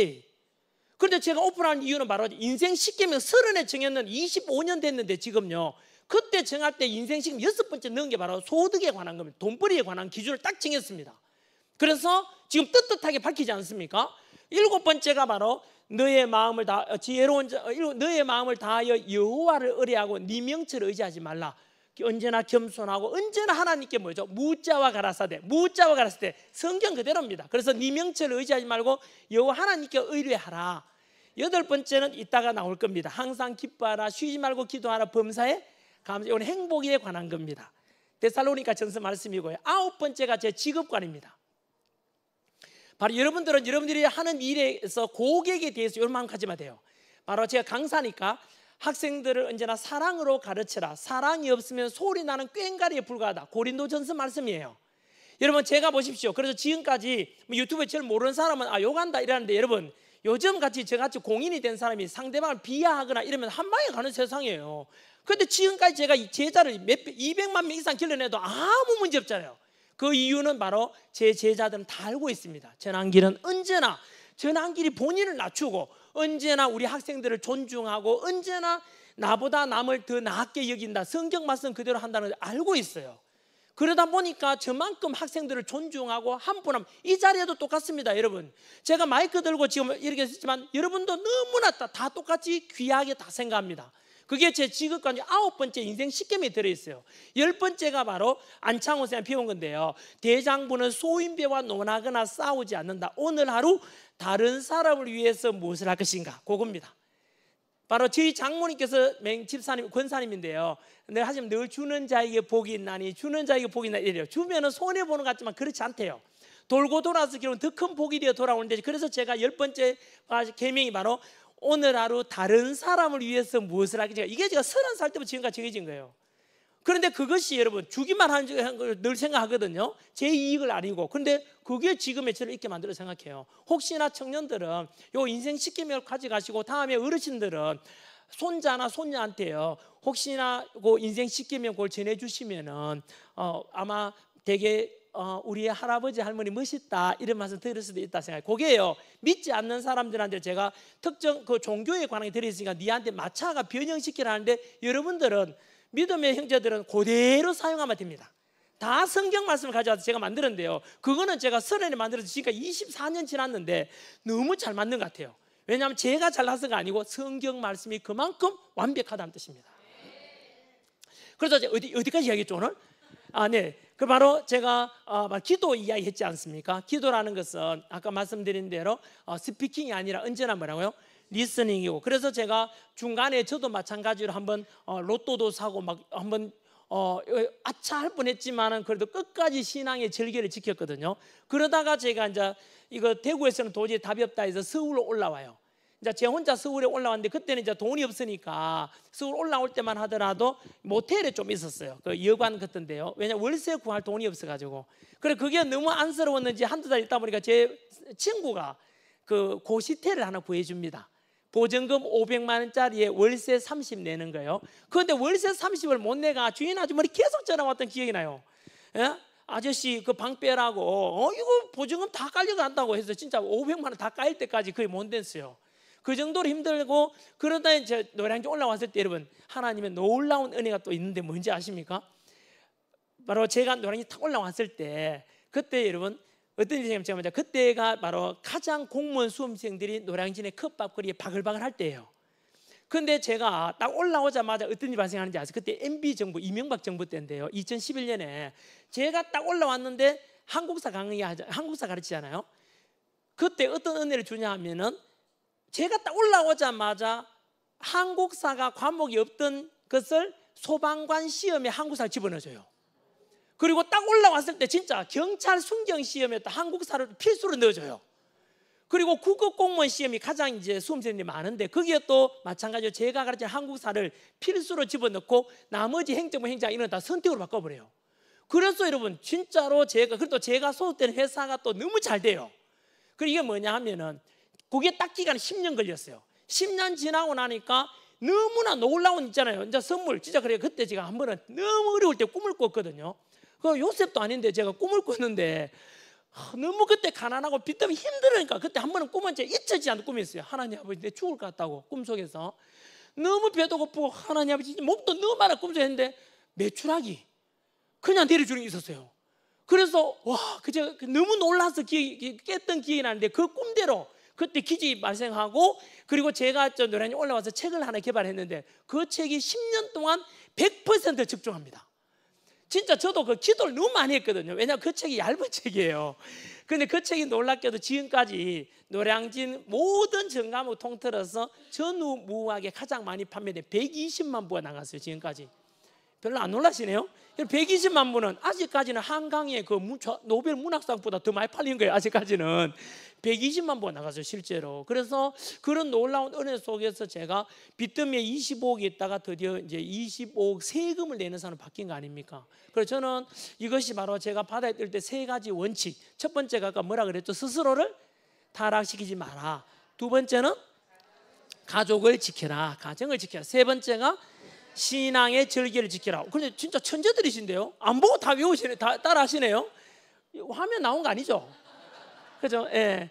그래서 아직 세 번째 그 신앙의 절개, 그게 첫 번째, 두 번째 다 포함한 겁니다, 사실은. 그래서 어려울 때 무릎 꿇고 온전히 하나님께 의지하고 다 내려놓은. 그래서 아까 욥기에 나온 것처럼 언제나 주신이도 여호와시고 거두신이도 결국은 여호와시다. 100% 내려놓고 의지하는 거 있잖아요, 믿는 거. 그리고 하나님께서는 내가 원할 때 로또 당첨되게 해주세요. 이거 여러분 만약 내 기도를 들어줬다면 이상하잖아요. 그래서 저는 우리 믿음의 선배들 통해서 성경 속에서도 언제나 여호와께 여쭈어 무자와 가라사대, 무자와 가라. 그걸 보면 기도는 역시 내 욕심 스피킹이 아니고 언제나 리스닝이구나 하는 것을 깨달았죠. 그리고 아까 욥기에 나오는 말씀처럼 하나님께서 어느 순간 연단되고 준비가 되었을 때 그때는 이제 내려주시는구나 이렇게 생각하고, 제가 원래도 아까 말씀드린 대로 계속해서 이제 어떤 삶을 살지에 대해서 계속 묻고 있어요. 그래서 아까 차별방지법 이야기, 차별금지법 이야기 나왔지 않습니까? 그 유튜브 올렸는데 그게 또 제가 본의 아니게 그게 중심에 서게 됐어요, 지금. 그리고 제가 거기서 멈추느냐? 절대 멈추지 않습니다. 제가 그 정도 할 때는 이미 딱 에스더가 했던 말씀처럼 죽으면 죽으리라, 저는 이미 결심하고 시작했어요. 그리고 제가 이길 수 있는 이유가 뭔지 아십니까? 철저히 성경에 근거하고 있기 때문입니다. 여러분 어제 트럼프가 당선됐죠? 그죠? 그게 왜 아멘이죠? 그냥 아멘 하는 게 아니고, 트럼프가 당선된 게 뭔 아멘이죠? 저는요 트럼프 당선에 대해서 이제 선거 공약을 쭉 봤거든요. 놀라운 게 딱 하나입니다. 여러분 뭐냐 하면은, 제가 요게 이제 다음 주에 제가 다니엘 기도회 때 한번 이야기 하려고 하는데, 그 앨런 머스크라고 혹시 어르신들 잘 모르시는 분 있나 모르겠는데, 테슬라라는 자동차 만들고 뭐 화성물 로켓 쏠고 뭐 하는 애가 있어요. 앨런 머스크라는 그 사람이 이번에 트럼프 당선에 억수로 큰 기여를 했거든요. 왜 했는지 아세요? 트럼프 아들 중에 하나가 그 동성애자, 게이입니다. 아버지도 알고 있습니다. 그런데 충격 먹은 게 뭐냐 하면, 그 아들이 어느 순간 부모 동의 없이 성전환 수술했어요. 성기를 자르고 여자를 성전환해버린 거예요. 그게 앨런 머스크가 충격을 먹었어요. 어떻게 자라난 아직 성인도 덜 됐는데 부모 동의 없이 이렇게 성전할 수 있냐고. 혹시나 나중에 얘가 또 마음이 바뀌어가지고 그럴 수도 있잖아요. 부모잖아요. 그 누가 책임을 져요? 부모가 책임져야 되는데 그 동의 없이 미국에는 그런 법이 돼 있어요 지금. 그걸 보고 앨런 머스크는 이건 아니다 해가지고, 왜냐하면 트럼프는 선거 공약에 뭐 있는지 아시죠? 오직 성경에 나오는 남성과 여성만이 성별을 인정한다. 그렇게 돼 있고, 그렇다고 해서 저도 마찬가지입니다만은 소수 성애자를 무시하고 그런 게 아니에요. 그분들도 존중받아야 되지만은 어쨌든 트럼프는 그게 기준이 반듯했어요. 그 성공에 보시면 압니다. 그래서 앨런 머스크가 그걸 지지했고, 미국 국민들도, 왜냐하면은 바로 차별금지법이 제정되면은 나타날 위험성이 너무 커요.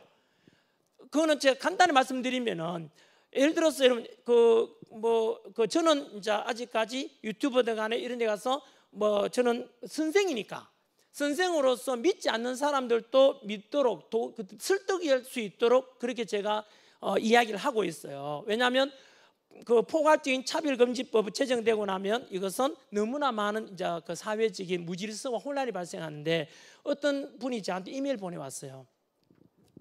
그분이 게이라고 했어요. 근데 그분도 이 포괄적 금지 그 차별금지법이 제정되는 걸 반대한대요.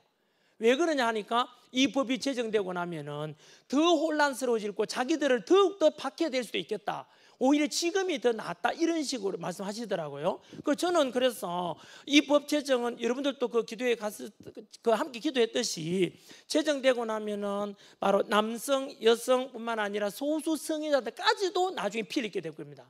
그래서 저는 그런 쪽에서 다음에 또 올릴 건데, 여하튼 저는 그게 되게 놀랍고 어쨌든 그랬습니다. 아무튼 제가 제 의지와 무관하게 어쨌든 여기에 지금 중심이 돼가지고 기꺼이 내 감당하겠다 기도했습니다. 앞으로 한번 지켜봐 주시고 많이 응원해 주시기 바랍니다. 여러분, 네, 두 번째 제가 오늘 드린 말씀은 뭐냐 하면은요, 우리 여기 끝나야 되는 거 아니에요? 너무 시간 많이 걸린 거 아니에요? 길교회 너무 좋은 게 뭔지 아세요? 기도가 너무 뜨겁다는 걸 제가 압니다. 그리고 이게 저 유튜브 라이브 나오기 때문에 저도 여기에서 여러분들 드리는 거 얼굴은 안 나오던데 계속 봤습니다. 여러분 아까 말씀드린 대로. 근데 여기에 늦게까지 계속 기도하다 간다 하더라고요. 그래서 이게 사모님께서 전쌤 오늘 할 말 다 하세요. 딴 데 가면 시간 제한 때문에 막 이렇게 하는데 오늘 그렇다고 해서 더 길게는 안 하겠습니다. 혹시나. 네. 그래서 제가 두 번째 큰 주제는 행복에 관한 거거든요. 그래서 저는 여러분들 오늘 저와 함께 하면서 성경에 근거하고 있지 않습니까? 그래서 혹시나 힘들면은 아까 제가 겪었던 것처럼 그렇게 해서 한번 극복하는 데 도움이 됐으면 좋겠고요. 두 번째는 바로 행복에 관한 건데, 이거는 왜 제가 고민하게 됐냐면, 학생들을 가르치면서 우리나라 지금 아시다시피 청년들이 화면이 사라지네요. 움직이면 안 되겠다. 청년들이 너무 힘들어 하시지 않습니까? 요즘 3포 세대, 5포 세대, 7포 세대 이런 말 들어보셨지 않습니까? 그래서 취업도 포기하고 연애도 포기하고 결혼도 포기하고 실제로 청년들 되게 힘들어해요. 더욱이 거기다가 바로 헬 조선 이런 말 해요. 헬이 무슨 뜻인지 아시죠?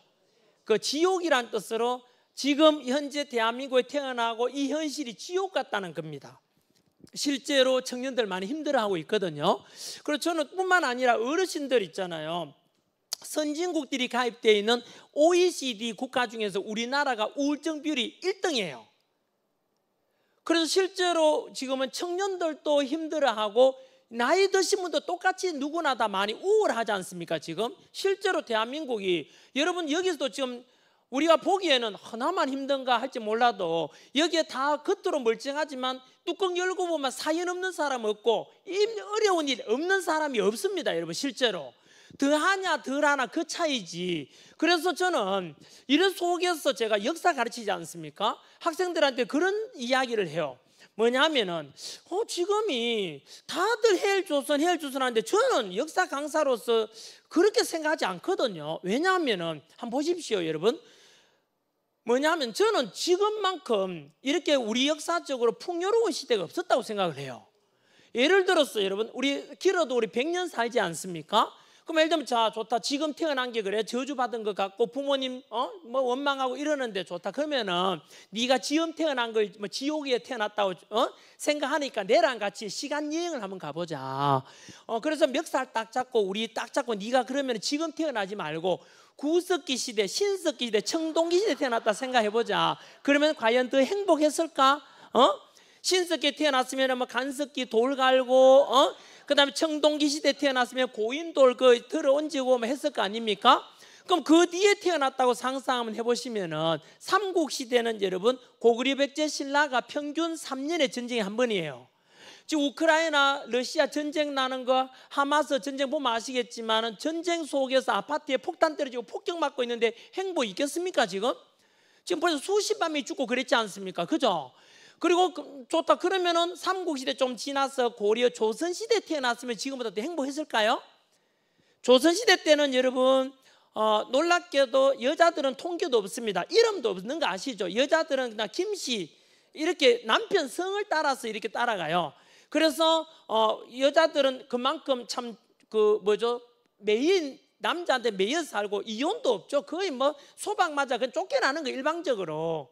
여성들의 인권은 1898년에 구 한 마리 처음으로 여성 인권이 나오고요. 주장이 나오는데 그만큼 여성들은 그만큼 학대받고 살아갈 때가 조선시대 때예요. 뿐만 아니라 조선시대 때는 여러분 여자들은 통계도 없고 남자 평균 수명이 몇 세인지 아세요? 조선시대 때 남자 평균 수명이 35세입니다. 그만 모르긴 몰라도 이 중에 뭐 조선시대 태어났으면 없을 사람 많네요. 그죠? 여러분 왜 그러냐 하면은 그만 선생님 나 임금으로 태어나서 좋았잖아요. 그래요? 조선시대 임금 27명 평균 수명이 46세입니다. 임금으로 태어나도 이 중에 없을 사람 많습니다. 그래서 옛날에는 환갑까지만 살아도 장수했다고요. 잔치를 했던 이유가 그게 왜 그런가 하면은 요즘은 이제 나이 우리가 수염도 깎고 염색도 하고 그렇지 옛날에는 수염도 길 하다 보니까 나이 30만 돼도 수염이 이만하고 머리가 허옇게 다 돼버려요 실제로. 그러다 보니까요 빨리 죽을 수밖에 없던 이유가 뭐냐 하면 예를 들어서 옛날에는 보건위생 뭐 이런 건강 이런 게 잘 없잖아요. 그러다 보니까 우리 나이가 20 넘으면 치아가 빠지기 시작하는데 나이 들고 나면 우리가 옛날 흑백 사진 할아버지 할머니 사진 보면 치아 다 빠질 거 없잖아요. 음식을 제대로 못 씹으니까 독성 있는 음식이 들어가서 그냥 속병 나고 옛날에는 맹장염만 걸려도 다 죽었어요. 그 터져가 복막염이 돼가지고 터져가 다 죽거든요. 그러니까 의료시설이 없으니까 병 나서 너무 빨리 죽고 유아 사망률도 높았고 여자들은 애 낳다가도 많이 죽고 유아 사망 너무 많았잖아요. 그렇지 않습니까? 그럼 지금은 너무나 우리의 보건위생이나 건강 이런 잘 돼 있지 않습니까? 의료 혜택도 잘 돼 있고 얼마나 축복스러운 시대 아닙니까? 이 중에서 치과 한 번이라도 안 가본 사람 없잖아요. 뭐 충치 치료도 뭐든가 다 하잖아요. 그러니까 음식도 제대로 씹을 수 있고 얼마나 이게 축복받은지 몰라요. 여러분 더욱이 조선시대 때 여러분 태어났으면 아세요? 지금부터 우리가 신분 제도가 철폐된 게 기껏해 가지고 갑오개혁 때 철폐되거든요. 그게 130년밖에 안 됐어요. 그럼 여러분 130년 전에 여러분이 만약 태어났다면 모르게 몰라도 이 중에 노비 주스르륵합니다. 여러분 노비로 태어났다면 행복했겠습니까? 노비로 태어났다면 매매 상속 정려의 대상 물건아처럼 취급받았잖아요. 그런데 여러분 지금은 신분 다 철폐되었고 어쨌든 내 직업의 선택의 자유가 있고 내가 뭐 할 수 있는 자유가 있잖아요. 노비 이런 게 어디 있습니까 지금? 안 그렇습니까? 얼마나 살기 좋은 시대인데요. 여러분 지금은 또 여자들이 너무나 살기 좋다는 걸 우리 어린 시절만 비교해봐도 알 수 있거든요. 우리 어린 시절만 하더라도 어르신은 아시겠지만 세탁기가 어디 있습니까? 직접 빨래 다 하고 냉장고가 어디 있습니까? 여름철에 올처럼 더웠을 때 그냥 상한 음식 그대로 먹고 했잖아요. 지금은 냉장고, 냉동 다 돼 있고 세탁기 다 있고 건조기 있지요. 거기다가 그뿐입니까? 전기 밥통도 지금 다 돼가 밥 다 되면 쿡쿡 밥 지으세요 이러고 얼마나 여러분 여자들이 살기 좋은 세상 됐어요. 그뿐만 아니고 여러분 옛날 우리 전통 화장실 아시죠? 그 냄새 나고 너무나 비위생지고 좀 무섭기도 하고 시골 거에 보면은 근데 지금 수세식 화장실 보면은 여러분 수세식 화장실 그것만 보더라도 저는 너무 놀랍고 은혜로워요. 그거 자기 더러운 오물을 하나 탁 누르면 단추 누르고 나면은 싹 씻어 내려가고 마스도 될 만큼 맑은 물이 싹 나와가 있잖아요. 여러분 그 수세식 화장실 볼 때마다 저는 찬양합니다. 하나님 아버지 이렇게 좋은 그 시대에 태어나 너무 감사하다고. 여러분 지금은 생각 안 나겠지만 다음부터 이제 수세식 화장실 볼 때마다 와 전환길 맞네. 그때 진짜입니다. 아마 찬송하게 될 겁니다. 너무 풍요로운 시대, 위생적인 시대에 살게 돼서 너무 축복이라고. 진짜죠? 여러분들 그렇게 해서 지금만큼 이렇게 풍요로운 시대가 없었다니까요. 박정희 정부 때 그 통일벼라고 있거든요. 다수학 벼 품종이 들어와서 절대 빈곤이 사라져요. 그 전에 우리 아버지 어머니 세대만 하더라도 다 굶고 살았어요. 얼마나 지금 우리 가난하다 하더라도 그건 절대 빈곤이 아니라 상대적 빈곤이잖아요. 그죠? 이런 풍요로운 시대가 없었는데 그래도 진짜 지옥 조선인가요? 아니잖아요. 예? 그러면은 선생님 좋아요. 그럼 지금 태어난 것은 축복이 많네요. 그런데 우리나라 말고 저는요, 우리나라는 너무 진짜 이거는 희망이 없어요. 다른 나라 태어나면 좋잖아요. 그래서 우리가 부러워하는 미국이라는 나라 태어났다고 상상하면 미국은 정말로 대한민국보다 다 좋아요? 제가 재작년에 뉴욕 가봤는데 뉴욕 지하철에 쥐새끼가 이만한 게 돌아다녀요. 제가 무서워가지고 이게 미국 맞나? 그것도 뉴욕 맨하탄이었어요. 뿐만 아니고 맨하탄에 여러분 거기에 대마초가 합법이 돼가지고 그 쓰레기통 옆에 가면 그 역겨운 냄새가 진동을 해요. 그리고 진짜 여러분 우리나라만큼 치안이 잘 돼 있고 이렇게 해외 여행 해보면 우리나라가 통신 잘 돼 있지요. 교통 그리고 지하철 깨끗하고 이런 공공 서비스가 우리나라만큼 잘 된 나라 드물어요. 우리나라 실제로 미국 가면은 지금도 저녁 해 떨어지고 나면은 여자들 마음대로 못 돌아다니는 데 많아요. 우리나라는 지금도 홍대 가보세요. 아가씨들 그 미니스커트 입고 밤새도록 이래도 아무 문제 없잖아요. 그만큼 우리나라 치안이 잘 돼 있다니까요. 그 미국 뭐 트럼프 대통령 총알 막 날아다니고 의지를 하잖아요. 우리나라는 여러분 얼마나 그 치안이나 공공 서비스 그리고 위급 시설 잘 돼 있어요. 여러분 동남아시아 좋다 하지만 여행 가기 위해서 한 번씩은 가볼 만한데 그거 살아라 하면 더워서 못 살겠더라고요. 우리나라는 봄, 여름, 가을, 겨울 다 있잖아요. 이런 나라가 드물다니까요. 뿐만 아니고 여러분 만약 여러분 그럴 좋다 그럼 지금 네가 대한민국 태어난 걸 그렇게 지옥처럼 생각한다면 아프리카 태어났다 상상해봐라. 우리 아프리카에 보면 여러분 우리 그 아프리카 소말리아 출신의 작가 중에 와리스 딜이라는 작가가 쓰는 사막의 꽃이라는 책이 있는데 그 사막의 꽃책 읽어보면 이런 표현이 나와요. 사람들이 수도꼭지만 틀면 따뜻한 물이 나오고 맑은 물을 언제나 마실 수 있는데 왜 사람들이 우울한지 모르겠다. 그 작가분은 맑은 물만 마음껏 마실 수 있으면 행복하겠다. 따뜻한 물만 언제나 나오면 행복하겠다 생각하는 거예요. 여러분 우리 가끔 TV 보면 아프리카 아이들 학교도 못 가고 멀리 가서 그 플라스틱 하얀 통에 누런 물 그 황토물 정수되지 못한 물 가져오는 거 보면 끔찍하잖아요. 그 우리나라는 지금 언제나 따뜻한 물 맑은 물을 마실 수 있고 이렇잖아요. 그런데 왜 사람들이 다 우울하죠? 그죠? 여러분 그런데도 불구하고 그래? 진짜 그러면은 지리적으로 대한민국에 태어난 게 후회스럽고 역사적으로 지금 태어난 게 진짜 해조선이라 한다면은 제가 그럼 탁 잡고 마지막으로 제가 하나 보여주고 싶은 게 있어요. 그래? 그래도 대한민국이 지어준다면 가라고 이 새끼들 노스코리아 북조선 가서 한 달 살기 체험해보고 오라고. 예? 여러분 북한 보세요. 기껏해가 우리 같은 민족이잖아. 너무 안타깝지 않습니까? 그 휴전선 너머에 있는 북한 사람들 보면은 거기에 여러분 무슨 자유가 있습니까? 제가 탈북했던 그 정윤아 씨라고 제가 아는데 그분한테 물어보니까 직업 선택 이런 청년들에게 자유가 없대요. 그 본인은 아버지가 고위 군인이라서 우리를 치면 이제 교육대, 교대를 다닐 수 있었대요. 그 보통 있잖아요. 당원이 아니고 출신 성분이 나쁘면 직업 선택 자유가 하나도 없대요. 그 우리나라 청년들은 어쨌든 간에 지금 자기가 하고 싶은 걸 선택을 할 수 있잖아요. 거주 이전 자유도 할 수 있잖아요. 북한이 그렇지도 못하대요. 우리 북한 보면은 여러분 너무 불쌍한 게 그 뭐 군사 프레이드 하거나 김정은 보고 막 아줌마도 막 울고 막 이러잖아요. 저 아줌마 돌아왔나 이러잖아요. 우리요. 도운 게 아니고 그 사람들은 어릴 때부터 아주 어릴 때부터 세뇌 교육 받아서 오직 김정은, 김일성 이걸 하나님처럼 이렇게 섬겨가지고 우리가 성경 보고 하나님 섬기더니 그 사람들이 김정은을 그렇게 생각하는 세뇌, 흔히 말해 교육이 아니라 짐승처럼 사육이 돼. 사육이 너무 불쌍하지 않습니까? 그죠? 그 나이 드는까지 계속 그렇게 살았다면 너무 비참하잖아요. 반면에 우리나라는 여러분 윤석열이 씨발 욕 졸라 해도 괜찮잖아요. 이재명이 또 윤석열도 우리나라 안 잡아가잖아요. 그렇지 않습니까? 이런 자유로운 나라가 어디 있습니까?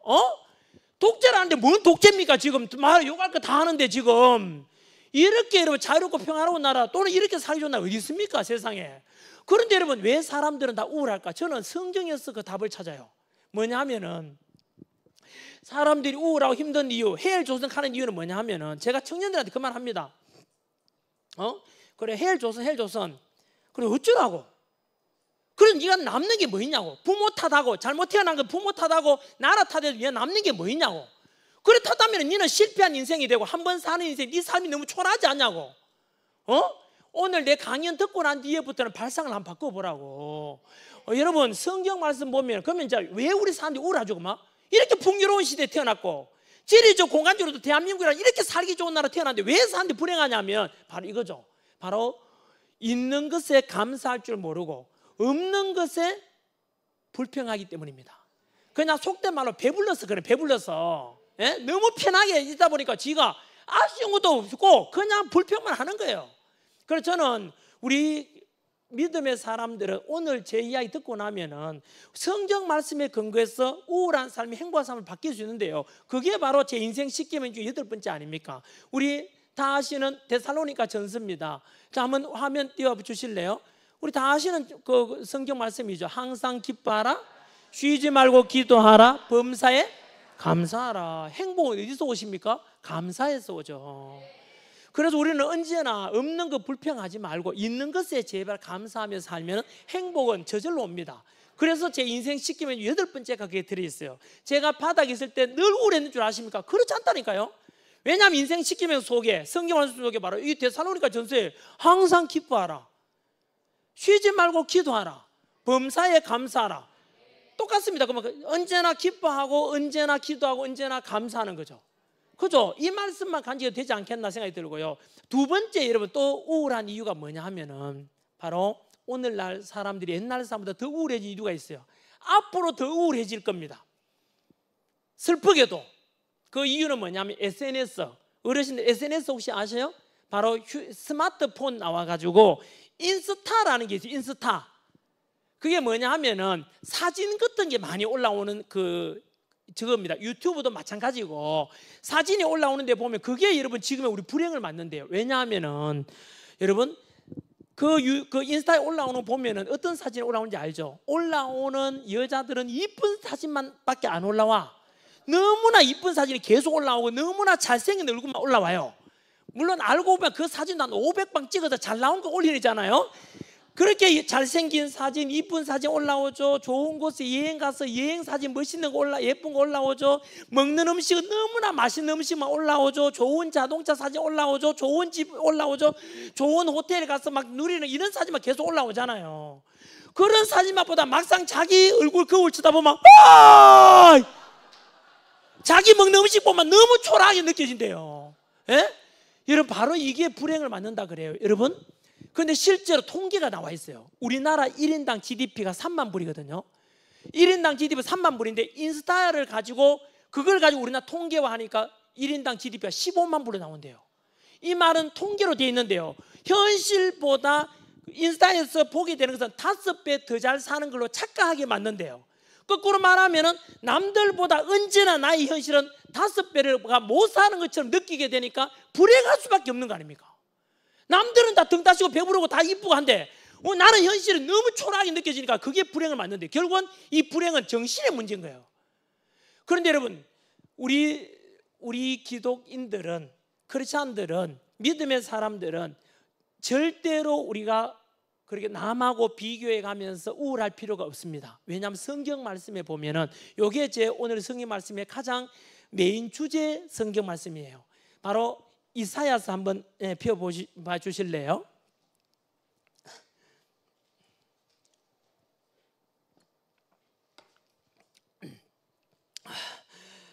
자, 이사야 말씀 바로 43장 1절입니다. 이사야서 43장 1절 화면 준비되었으면 한번 보여주실래요?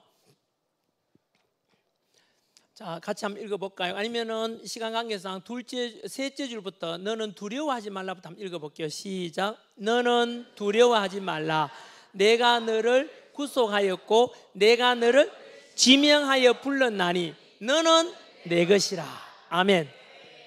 이 말씀만 여러분 꼭 기억하시고 오늘 제 말씀 이 시간 이후로는 이 말씀을 다 간직하면서 절대 남하고 비교하지 마십시오. 이 말씀 속에 무슨 말씀이 저한테 가장 와닿느냐 하면은 내가 너를 구속하였고 내가 너를 뭐해서 불렀다고요?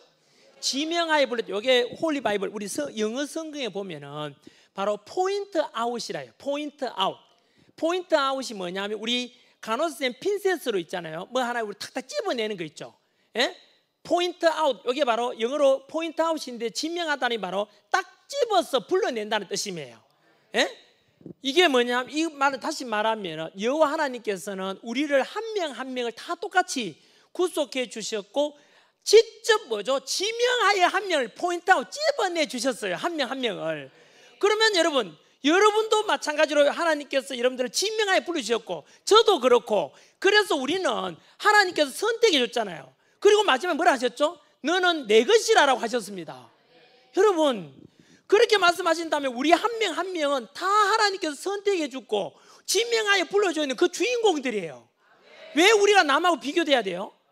절대 비교할 필요 없습니다, 여러분. 예를 들어서 여러분, 제가 역사 시간에 가르치는 직지라는 우리 그 역사 문화유산이 있거든요. 그게 바로 현재 프랑스 국립도서관에 있는데 그게 문화재 감정가로 1조 원이 된다 그래요. 왜냐하면 그게 금속 활자로 찍어낸 책 중에 가장 오래됐고 유네스코 세계 기록유산이거든요. 그래서 지금 문화재 감정가로 1천억도 아니고 1조 원이래요, 책 한 권이. 그런데 저는 역사 가르치면 이런 생각을 해봤어요. 여러분, 그러면 직지가 1조 원이 되는 이유는 유일하기 때문이잖아요. 그런데 그래 따진다면 여러분이나 저나 마찬가지로 우리라는 존재는 전에도 없었고 앞으로도 영원히 없을 겁니다. 그리고 여러분, 다른 나라에 가도 온 우주에 온 은하계에 여러분이라는 존재는 유일하지 않습니까? 모두가 유일한 존재잖아요. 그러면은 여러분 한 분 한 분 어느 누구도 다 우리가 1조 원 가치가 있다고 볼 수 있잖아요. 그죠? 그래서 저는 바로 성경 말씀의 근거도 그렇고 언제나 저는 남하고 비교하기 싫습니다. 왜냐하면 언제나 우리 한 명 한 명이 다 1조 원 가치가 있는 거잖아요. 그런데 1조 원 가치가 있다고 생각하면은 맞다, 여호와 하나님께 나를 지명하여 불러주셨잖아. 그러면은 여러분, 그렇게 생각하면 우리 하나 한 사람이 다 소중하잖아요. 자기 자신이 소중하다 생각하면 자존감이 올라가요. 자존감이 올라가면 자기 자신을 사랑하게 되고 자기 자신을 사랑하게 되면 남들도 사랑할 수 있게 돼요. 그래서 저는 우리가 오늘 이 성경 말씀을 우리가 봤으니까 언제나 우리는 하나님께서 우리 지명하여 불러주는 다 주인공들이에요. 그래서 제가 여러분 100만 명이 넘는 제자들이 있지만 한 명 한 분을 그렇게 귀하게 생각하는 이유가 바로 이 말씀 때문이에요. 감히 하나님께 다 지명하여 불러주신 분들인데 내가 감히 이분들을 어떻게 무시하고 이렇게 그거는 여러분 절대 그러면 안 되잖아요. 그래서 저는 언제나 모든 한 분 한 분을 다 귀하게 생각하는 이유가 바로 이 성경 말씀 때문입니다. 그래서 저는 앞으로 우리 성경 말씀에서 절대 남하고 비교하지 말자, 언제나 귀한 존재다, 이런 생각하시기 바랍니다. 알겠죠? 그리고 세 번째는요, 바로 행복. 우리는 또 믿지 않는 사람들에 비해서 더 행복해야 될 이유가 있습니다. 여러분, 저한테 스스로 물어봅니다. 전한길, 네가 지금까지 54년 동안 살면서 제일 잘한 걸 딱 하나만 이야기해봐라 하면은요, 저는 단언컨대 정해져 있습니다. 바로 대학 다닐 때 여자친구, 지금의 저희 아내 된 사람 통해 바로 교회에 가게 돼서 여호와 하나님을 믿고 바로 예수 부활신앙을 가진 것이 제 인생에 가장 잘한 것입니다. 왜냐하면은 여러분, 전 세계는 종교가 3,000개가 넘는데요, 3,000개가. 그런데 그 3,000개가 넘는 종교 중에서 유일하게 부활신앙, 천국신앙은 우리 바로 여호와 하나님 믿고 예수 믿는 것밖에 없습니다. 이 교회 캐치프레이즈 않습니까? 바로 예수께서 이르시되 내가 길이요 진리요 생명이니 나로 말미암지 않고는 아버지께로 올 자가 없다 했지 않습니까? 그래서 저는 만약에 제 거꾸로 이 우리의 여호와 하나님 믿는 신앙이 아니라 만약 여기에는 아마 모태 신앙분도 계실 거고 이런저런 사연으로 이유로 여기 이 자리에 와서 하나님을 믿게 됐지 않습니까? 이렇게 만나지 못했다면, 믿지 않았다면 어떻게 되었을까? 저 소름이 바로 탁 끼칩니다. 저는 그래서 너무나 다행이다 하는데 제가 가끔은 이런 생각을 해요. 저는 고백했지 않습니까? 저는 제가 태어나서 가장 잘한 것이 바로 여호와 하나님 믿게 된 것이라고. 그런데 제가 수능 강사하면서 우리 대한민국의 지금 기독교 위기거든요. 너무나 큰 위기예요. 그래서 그 상징 중에 하나가 제가 수능 강사하면서 학생을 물어봐요. 야, 절에 다니는 사람 손 들어봐라, 교회 다니는 사람, 성당 다니는 사람 손 들어봐라 하잖아요. 그래서 교회 다니는 사람도 마찬가지로 손 들어보라 하면은 그냥 들까 말까 고민하고 남 눈치 봐요. 그래서 저는 이게 사실은 우리나라 교회에 대한 인식일 수도 있어요, 실제로. 그래서 저는 대한민국이 다시 한 번 더 회개하고 우리가 복음을 되찾아야 된다, 복음의 국가가 돼야 된다, 라고 생각하는 게 여러분 이렇게 되면 안 되지 않습니까? 바로 우리 사도 바울의 신앙 고백처럼 여러분도 마찬가지로 우리 일생의 일대에 태어나서 가장 잘한 것이 부모님 덕분에 교회 다니게 되었다면 이 믿음 갈 때 부모님께 감사해야 돼요. 가장 큰 감사가 그겁니다. 저희 아이의 아들, 딸한테 그 이야기 합니다. 아빠, 엄마가 너희들한테 줄 수 있는 가장 큰 게 뭔지 아냐고. 뭐 딴 게 아니고 바로 여호와 하나님 믿는 이 신앙을 너희들한테 주게 한 것이 가장 나는 잘한 것이 생각한다. 가장 큰 너희가 가장 큰 자산이죠. 자산을 물려받다 생각해라 라고 이야기해요. 우리 사도 바울의 신앙 고백 아닙니까? 우리 믿음의 장이지요. 같이 한번 로마서 1장 16절, 로마서 1장 16절을 우리 같이 한번 성경 말씀 한번 보도록 하죠. 자, 내가부터 시작 같이 한번 읽어보겠습니다. 시작. 내가 복음을 부끄러워하지 아니하노니 이 복음은 모든 믿는 자에게 구원을 주시는 하나님의 능력이 됨이라. 아멘. 너무 멋있지 않습니까? 모든 믿는 자에게 구원을 주시는 하나님의 능력이라. 네, 진짜 그래서 우리는 그 3,000개 넘는 종교 중에서도 이런 여호와 하나님 믿게 되고 예수 부활 신앙을 믿게 된 것에 대해서 너무나 큰 축복이고, 여러분도 마찬가지로 지금까지 태어난 것 중에 가장 잘한 것이 무엇이냐, 내 자식들한테 물려줄 수 있는 게 가장 큰 게 무엇이냐 물으면 바로 하나님 믿는 이 여호와 하나님 믿는 이 신앙, 예수 부활 신앙을 믿는 이것이라고 감히 말할 수 있고 고백할 수 있기를 바랍니다. 마지막 주제입니다. 지금 몇 시죠? 시간이 많이 지났지 않습니까? 2시간 지났는 거 알고 계십니까 지금? 근데 아무도 안 졸고 계십니다. 특히 어르신들은 화장실도 자주 가야 되고 그죠, 그럴 텐데 지금 막 사고 이런 건 아니시죠? 너무 고맙습니다. 끝까지 잘 들어주셔가지고. 마지막으로 제가 첫 번째 주제는 어려울 때 극복하는 있잖아요. 그런 3가지 원칙이었고, 그리고 두 번째 우리 믿음의 사람은 남들하고 다르게 우울하지 않고 행복해야 되는 이유가 여호와 말씀대로 바로 그 3가지 말씀드렸고요. 그 다음에 첫 번째가 뭐였든 기억나세요? 첫 번째가 없는 것에 불평하지 말고 있는 것에 감사하자. 두 번째가 남하고 비교하지 말자. 왜냐하면 여호와 하나님께서 이사야서에서 분명히 말씀하시기를 우리를 다 한 명 한 명 구속해 주셨고 포인트 아웃 집어내 주셨지 않습니까? 그죠? 지명하여 불러주셨고 하나님께서 우리가 바로 너는 내 것이라고 해주셨으니까. 세 번째가 바로 사도 바울의 고백처럼 바로 우리는 언제나 우리 하나님 믿는 사람으로서 그 하나님 믿으면은 바로 구원에 이르는 말씀이라고 하셨지 않습니까? 그 3가지만 간직하면 저는 우리 실천만 한다면은 이 믿음 가지고 간다면은 남들보다 훨씬 행복할 수 있지 않겠는 생각을 해봐요. 마지막으로 짧게 이제 하겠습니다.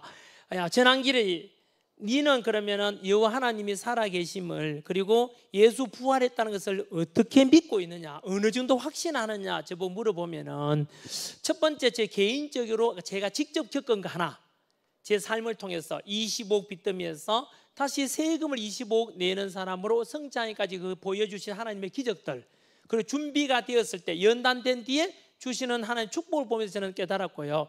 두 번째는 두 번째, 세 번째는 저희 매제 여동생의 남편 이야기와 저희 아버지께서 죽었다 살아난 이야기가 있어요.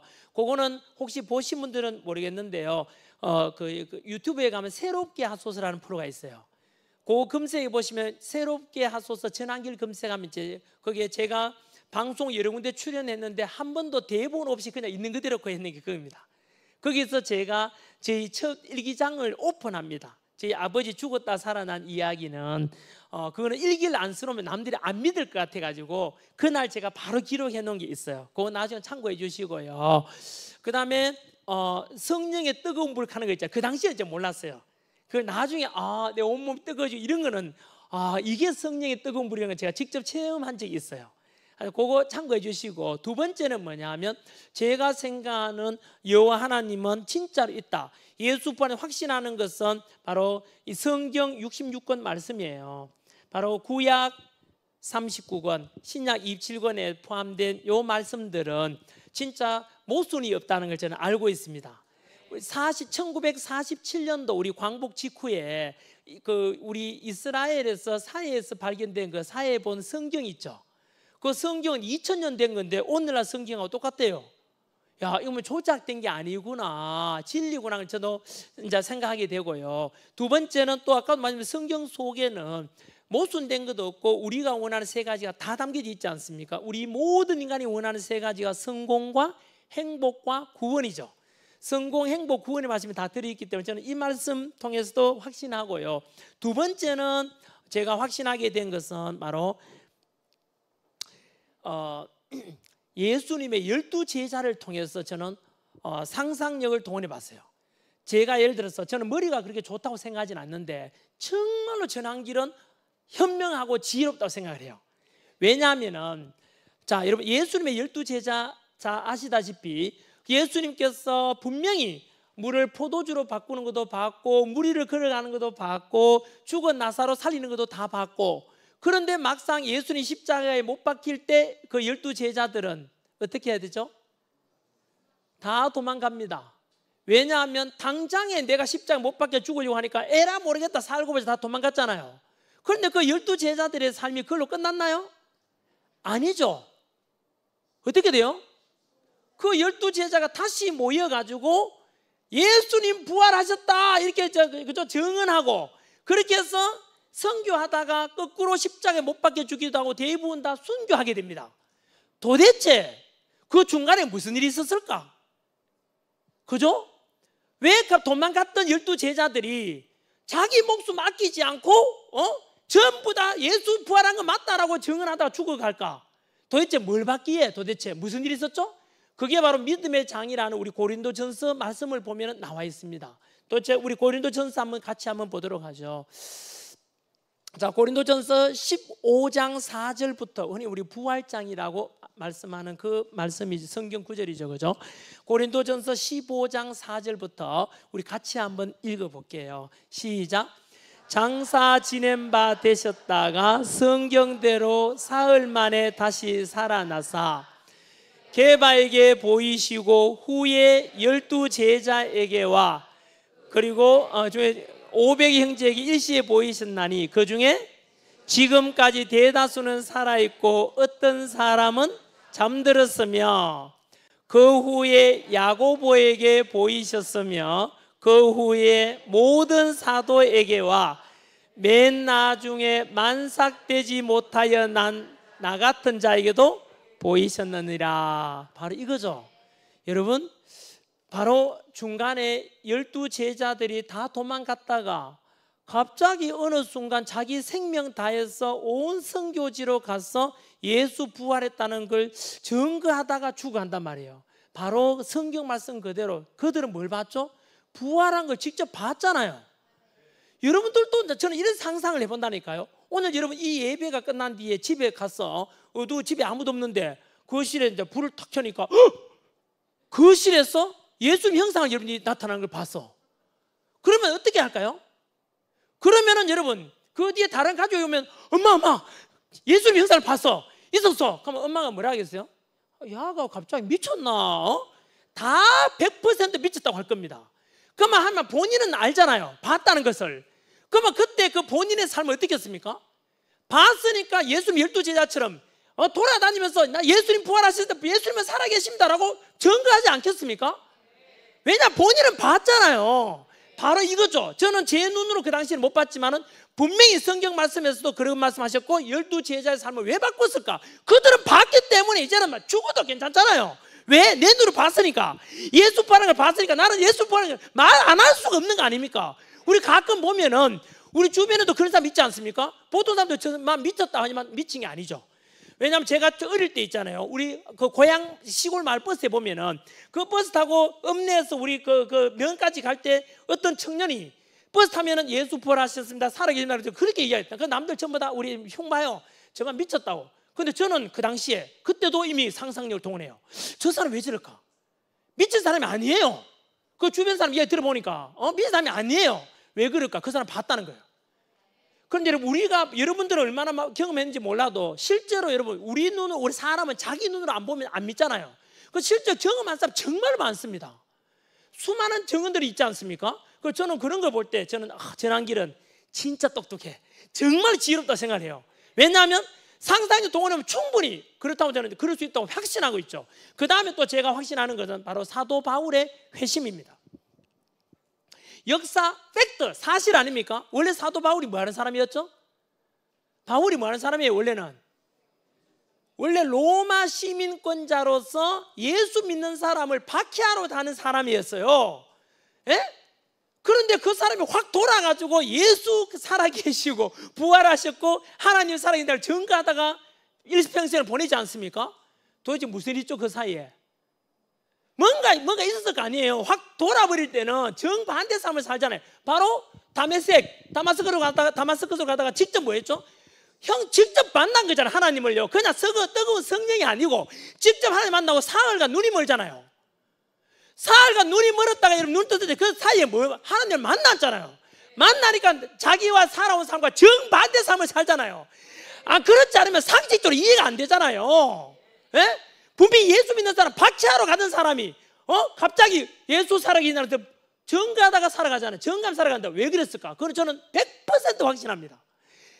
저는 이런 말씀을 볼 때도 맞다. 이 정도 되면 나는 더 이상 증거 안 보여줘도 나는 충분히 믿겠다 이런 생각이 들어요. 그리고 그뿐만 아니고요. 최근에 나온 책들 중에서도 이런 경험에 관한 책이 되게 많습니다.